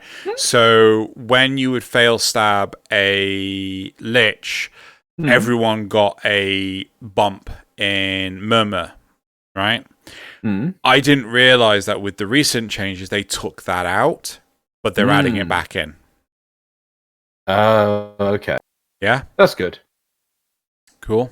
So other people failing their lich gives you murmur progress? Yes. That's nice. Gives you more reason to work as a team. Good. Right, moving on. I wonder if they're seeing people just soloing liches or something, which is one of the reasons. But anyway, HDR and deferred rendering coming with a hotfix. So I think they said HDR you needed like Windows 10 and various different things. Apparently they're going to add in tooltips to say how you can turn these things on if you are able to turn them on. So if you're just limited to, you just need to install this update of Windows, it'll tell you how to do it. I'm sorry for everyone who will be future watching episodes of 10 o'clock. You will not be able to get HDR and deferred rendering in your footage. Why not? You won't use Windows 10. No. I'm looking to upgrade my PC in April, which I'll have to use Windows 10. Who are you and what have you done with Xeno? Well, if I could install Windows 7 on it, I would, but I'm looking to get a Ryzen 9. Okay. Will that not run Windows 7? Fuck no! Okay. What? What crazy shenanigans have you been drinking, Loz? Crazy! What? No, sorry, I was just like, there's a tweet from there. Oh, she's talking about Final Fantasy. Okay. Yeah. I don't know. Anyway. Right. They're changing the field of view slider. Right? What? They're giving us an increase in field of view. So it's no longer capped at 78. It will go up to, I think, 90. And genuinely, when I saw this, it was hurting my eyes. Like, I was watching the footage. Huh? I'll play it on max. I'll give it a go, but like I could just see the bends in the lines, and it was just like, oh, this is hurting my eyes. Do you know? I think the camera just needs a complete overhaul. Like, can I not? How you're move the camera back? No, but that's not how it works. It depends on like that's the whole point of the field of view, isn't it? No, isn't the field of view like warping the right? So here's the camera, right? Yeah, and this is affecting the field of view. Does this right? And it's trying to fit more into the same image, and that's why you get the warping effect. No, right? they do actually pull the camera back. They have to pull the camera back. They can't leave the camera where it is. I can show you on Steam. No, I can show you in. Yeah, no, I think you're right. I can make you an animation on. Yeah, no, I think you're right. Steam Source Filmmaker. Yeah, there's a difference. There is this, and there is this, and this can go extreme. No, you're right because that's why I thought like, oh, but the legs haven't. I swear that as much of the body was still covered. Yeah, I didn't like it though. I'll give it a go, but like when I was watching it, I could see the bends in the lines, and it just like this is what we need. Yeah. We need to be able to pull the camera back. I mean, if it'll help, it'll help. But maybe it's hard coded in the way that camera is. But I just feel we needs to come back a bit. It's just what that camera needs. It's just. I know. I mean, like fucking players have been demanding field of view for fucking years. Maybe they're just like, oh fuck it, give it to them. But I feel that what it is we're saying field of view, but we mean this, pull the camera back so we can see more. And that technically, in theory, in the sentence, it does increase the field of which you are viewing, but it is not the field of view of the camera as it is. You see, moving the camera back will increase the field in which you are viewing the game. Yeah. Without adjusting the field of view of the camera. Yeah. So just give us a camera. During the dev stream, there was a preview of the second Ash Deluxe. Right. It hasn't finished being rigged up, so that should hopefully come soon. That was the one that they previewed at TennoCon, and I think neither you nor your brother liked it. Yeah, I'm sure Rich hated it. Let's have a look. Where is that at? 70 minutes in, apparently. So hour 10. Look.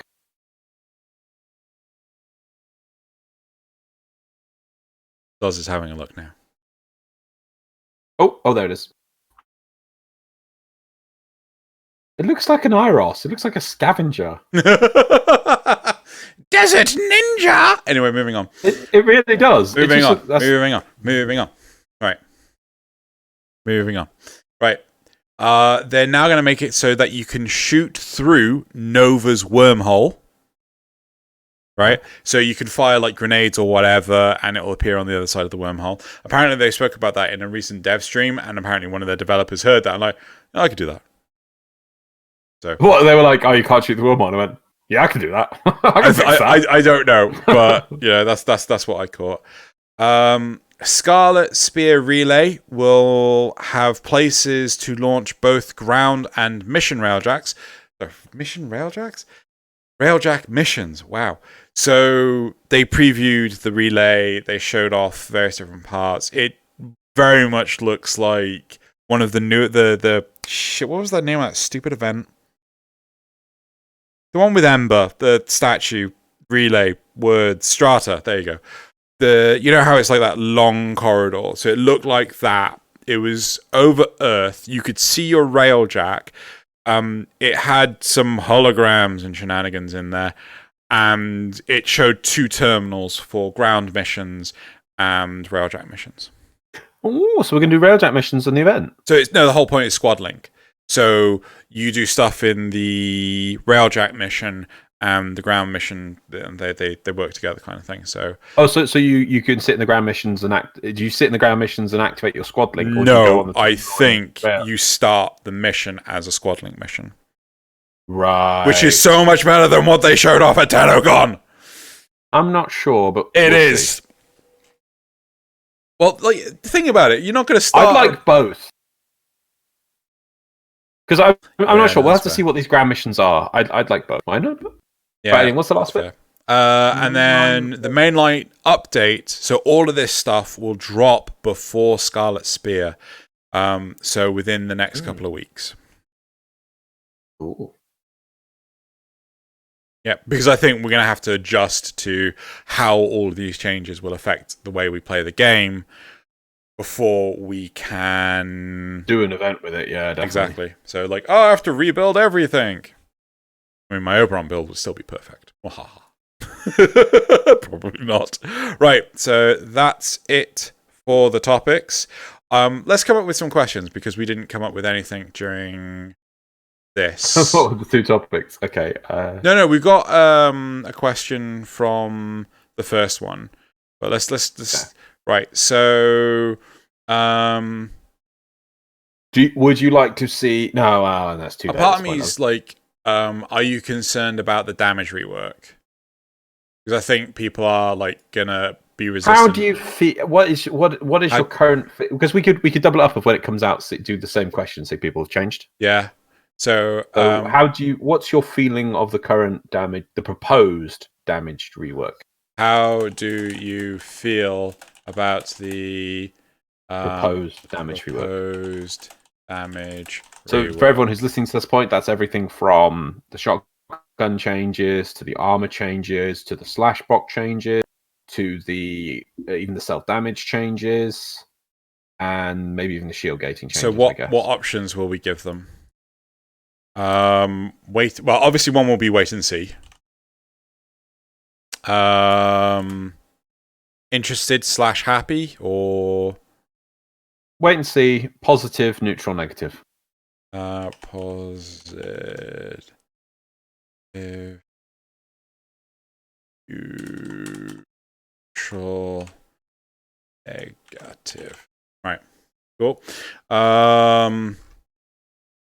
What else have we got in here?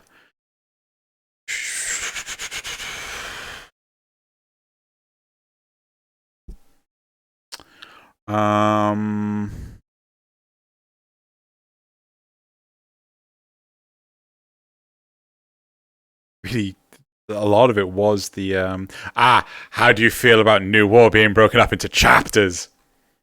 Yeah. Yep. How do you feel about New War being episodic? Do you want to ask about the Lotus Spirit for Smash? Are you going to get the Lotus Spirit for Smash? Yes, no, I don't have Smash. I'm curious to see how much effect that'll be. Sure. I mean, it is great. It really is great to see Warframe being added into other games, especially Nintendo property. It kind of makes it a little bit more mainstream. I don't know. Maybe I can make a list. Well, it was interesting because Nintendo characters. Steve joked saying like, now my parents think I have a real job. Oh dear. Right. So, what was the will you get the Lotus for Smash? Yeah. Yeah.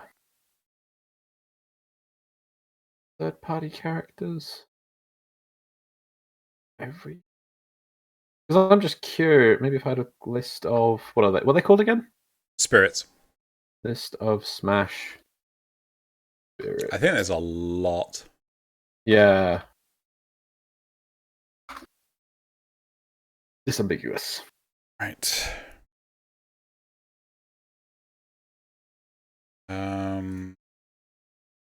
Yes. No. Don't. Third-party ones. Wow, let's have a look here. What we got? For a lot. Some of these I don't even know. Got Resident Evil, Tetris. Tetris isn't okay. Warframe is on here. Actually, do you know there's... What I was basically thinking is there things like a Fortnite one? And there isn't? No, that again was another comment from like Steve's like, we got into Smash before Fortnite. I mean, do you want me to read out some of these, what is in here, just so you got an idea, right? Afterburner, Assassin's Creed, Baton Kaitos, Bit Trip. Seriously, Bit Trip.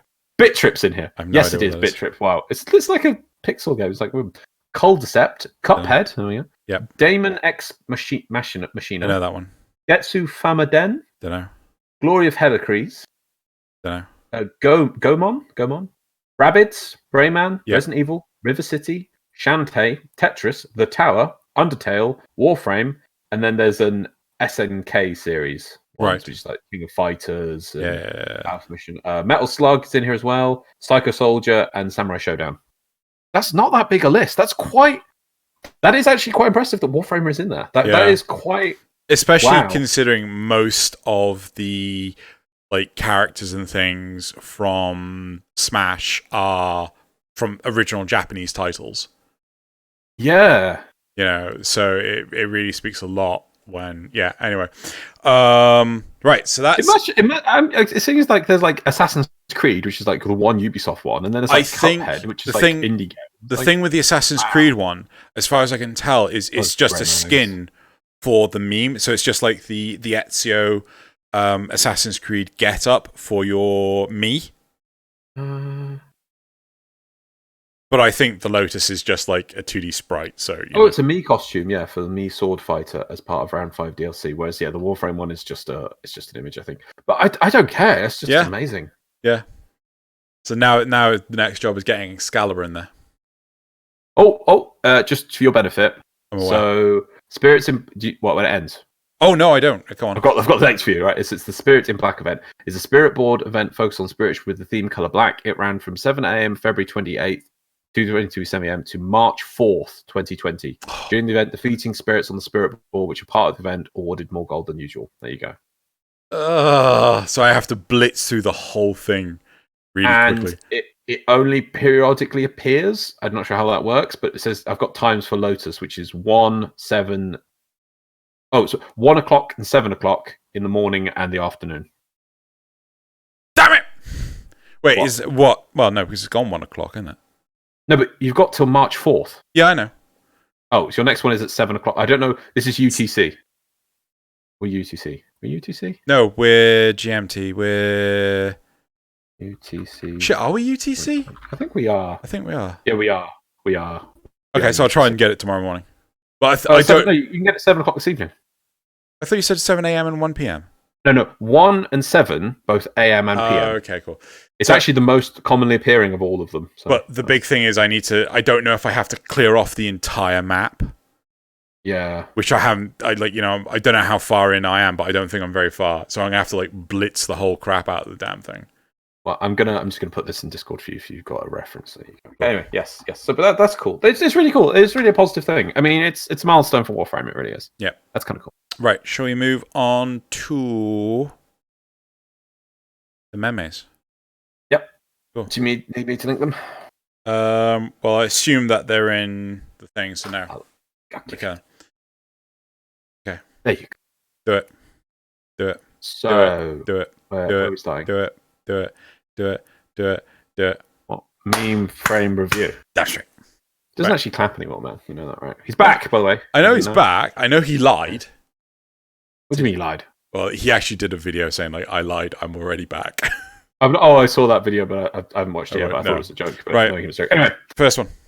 I didn't get this first one, but I was like, it was upvoted, so I'm like... my understanding is that's The Undertaker, I think. Right. So, DE listening to the fans and is bringing out The Undertaker, and then the Warframe community are being utterly shocked. And I'm like, maybe I was like trying to look below, seeing an explanation. I didn't see one, but yeah. Okay. It's like big shock, I guess. Is this an established meme type? No, I've not seen this meme before. I assume it's like The Undertaker coming back at some point, and it was like everyone being shocked, but I'm not sure. It was massively upvoted, so I'm like, okay. There we go. It's still good. Got to trust in the memes sometimes, if you don't understand them. Right, moving on to meme number 2. Amateurs. I am the best weapon. Sorry, I'm the best beam weapon. No, I am the best beam weapon. Amateurs. What was that, Punk? Amateurs.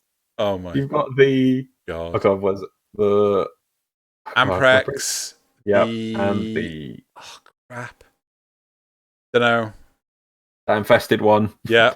And then it's the Nucor. No, the Kuva Nucor. Oh, is that a Kuva Nucor? A Kuva Nucor. Nice. Okay. There we go. I kind of wish that they actually... instead of actually putting it over the faces, it was on like the torsos, and then it was like t-shirts. Yeah. Yeah. So that would have been clever. Still really good. Right, next. Moving on. Okay, meme number 3 is really small, but it's really important. You don't know real pain until war blueprint stolen. Oh, damn. That is pretty painful. That is like, no. Damn. Yeah. Right. Next. Is what I was talking about earlier. Meme number 4. Sortie missions routine. 9 out of 10 sorties. Expectations. Rug pull, and we've had the rug pull earlier. Reality.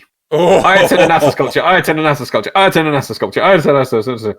4,000 endo. That meme very, very hits home. Very, very true to form. Why can I not see the sculpture on the top picture? Good question. Don't know why. Okay. It doesn't look like they've cut it out. Next. Oh well. Next one. Meme number 5. Every time hearing a lich spawn, thinking you can finally kill it.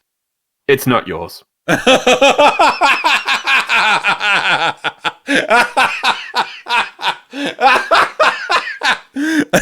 a good one. Oh. Yeah. Yeah. And then the final meme of the week. I did feel memes were quite hard this week. There really wasn't that good ones, but nice. What gives people feelings of power? Money, status, getting your relic chosen by everyone. That is still quite good, though. It is a good feeling. Yeah. It is a good feeling. Yeah. That is it for the memes this week, though. I felt the pickings were a bit slim this week without going for rude or vulgar ones. So that is it. Let us go. Are there typically lots of vulgar or rude ones? No, but there was a few that were highly upvoted this week, and I just go, no. I'll let me just find you an example for your benefit. Oh, you can send it to me later. It's fine. Yeah. Right. So, community shoutouts time. First community shoutout. Have you got them in front of you? Yep. Okay, cool. First community shoutout is this gorgeous Titania by Silent Scream. I saw this towards the beginning of the week, and I just like, yep, gotta keep that for the dev stream. So it's a beautiful picture. Yeah, like I thought to begin with, oh, that's Oberon. No, that's not Oberon. Oh my god, that's Titania. And like, yeah, honestly, I really, really like this. I love the level of detail that they've put into the inside of the skirt. Yeah, I thought this was phenomenal. Oh yeah, I do feel the blood spatter background would have looked better for Gara though. Yeah, but I think it's a nice contrast at least. Yeah. So, cool. Moving on to the second community shout out is this incredible Baruch by Karu. So I think Karu may have done a collaboration or also done a Tennogen, but this is a design for a Tennogen Baruch where it's more like desert themed and stuff like that. And the actual image portrayed here is incredible. More desert themed or more JoJo themed? I wouldn't say this is JoJo. How is this JoJo? Just feeling. Have you watched JoJo? I have, and I get what JoJo have you? What freaking JoJo have you watched that makes you feel that that's JoJo? Just the feeling. That's not a JoJo reference, Loz. It's not a reference. No, I didn't say reference. I just felt inspired by. It's the whole skin tone-esque wearing, not very much, but sort of things, and the I think that's just hand poses. And, no, it's not JoJo. It's no JoJo. This doesn't feel Baruch themed though. No, but I mean, neither does the Tennogen. So it's fine. Wait. This is desert themed, right? Because you often walk around desert storms with just topless. Nothing on. Yeah. JoJo themed, right? It's not JoJo. JoJo would be accurate. JoJo is life. Find me an image that looks anything like that from JoJo. You can easily do that, I'm sure. I'm just trying to find something topless near topless from JoJo, and I'm like, I know I can. I know what I'm thinking of. Oh god, there's just so much. there's just so much now. I just can't find what I want in all this stuff. Just scroll through Dojo Pose and get bajillions. Oh dear. Right, I'll find that later. Right. So much. So yeah, right. So Karu did actually do the design. They worked with MEX. Yep. To actually do it. Here's the original jiggers. Cool. And significantly less skin themed, skin colored. Significantly. Let's go back to your image. Fucking JoJo reference. Right. Are you ready to move on? Are you still obsessing over this? I'm just going to that. And then go second from the left. Second from the left? Yeah. It's not a JoJo reference! It's freaking basically is, man. Oh my god, it's not a JoJo reference. Inspired by JoJo. Yeah, it is. No, it's not. Right, next one, third one. Right. This one's called Fast Boys by Virgo.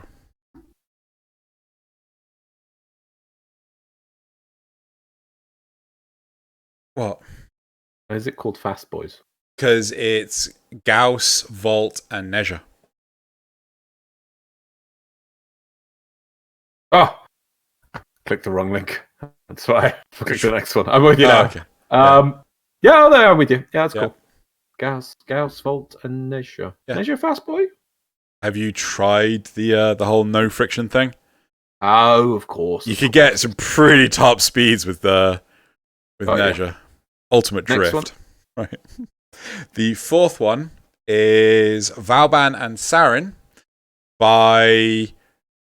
This is Plick It, but apparently I didn't actually put the name in the thing. I should put the name in the thing. Not bad. Good thing I actually know the art style by head. I feel someone stole Excalibur's pipe. Yep. All characters should steal Excalibur's pipe. I thought they were going to make that a thing. No, he was going to be the only one that had it. Okay. So. Right, then the fifth? Yep. Fifth community shout out is this, is titled Dance Macabre, and I believe it's, oh god. Sarin and Nidus. Yes, but I can't remember who's Sarin. No, was it? Oh, the Nidus. I can't remember. It's like, damn it, I should have written it down.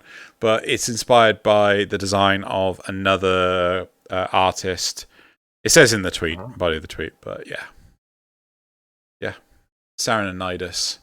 Dance Macabre. And then the sixth, the best for last. The sixth community shout out is this gorgeous pair of Fang Prime daggers, cosplay daggers by Willow. Please tell me you're looking at them. Yeah. These are unbelievably incredible. The fact that they light up and everything. I do recommend everyone go check out the link in the description because, yeah, it's just... Okay, they are 10,000 times amazing, but there's only one thing that would have made them perfection. Go on. Being able to change the color of the light. That would be interesting. Oh no, they can turn it on. Yeah, I don't know if there was a way of changing the color of light. I don't know, with like a plug in USB and just change it with an app or something. I don't know. Yeah. I just don't like the white on them. But they themselves are absolutely amazing. What are they made of? Don't know. Or is that weird plastic stuff that they make all the armor cosplay stuff out of? Because they look like they're pretty solid. No, they do look pretty solid. So yeah. What's the? I can't remember what you're talking about. But yes, I can't remember what the name is. But yeah. So that's it for awesome. The community shoutouts. 1,000 times awesome. You heard it here first. Yep, they are amazing. Right, and now we're going... Oh, they're 3D printed. They'll be plastic. Yeah, I thought they were 3D printed. Using Polyprop's Plat Plus. God, that's the thing. It's become such a crazy, cosplaying, armor design, all these things. Do you remember years ago what it was like? It was just people just made whatever they could out of things. But these days, Yeah. Oh my word! People can just make the thing itself. It's amazing. Wow. Yeah. A friend at work, he actually has like proper 3D printings and 3D sculptures and things like that. And he was like, yeah. So I'll have to link you his account. But anyway, right. So ready for my quote? Yeah. The human sacrificed herself to save the Tenno. I pitied them against each other, but not until they set aside their differences did I see the true power they all share inside. I see now that the circumstances of one's status are irrelevant. It is what you do with the gift of the void that determines who you are.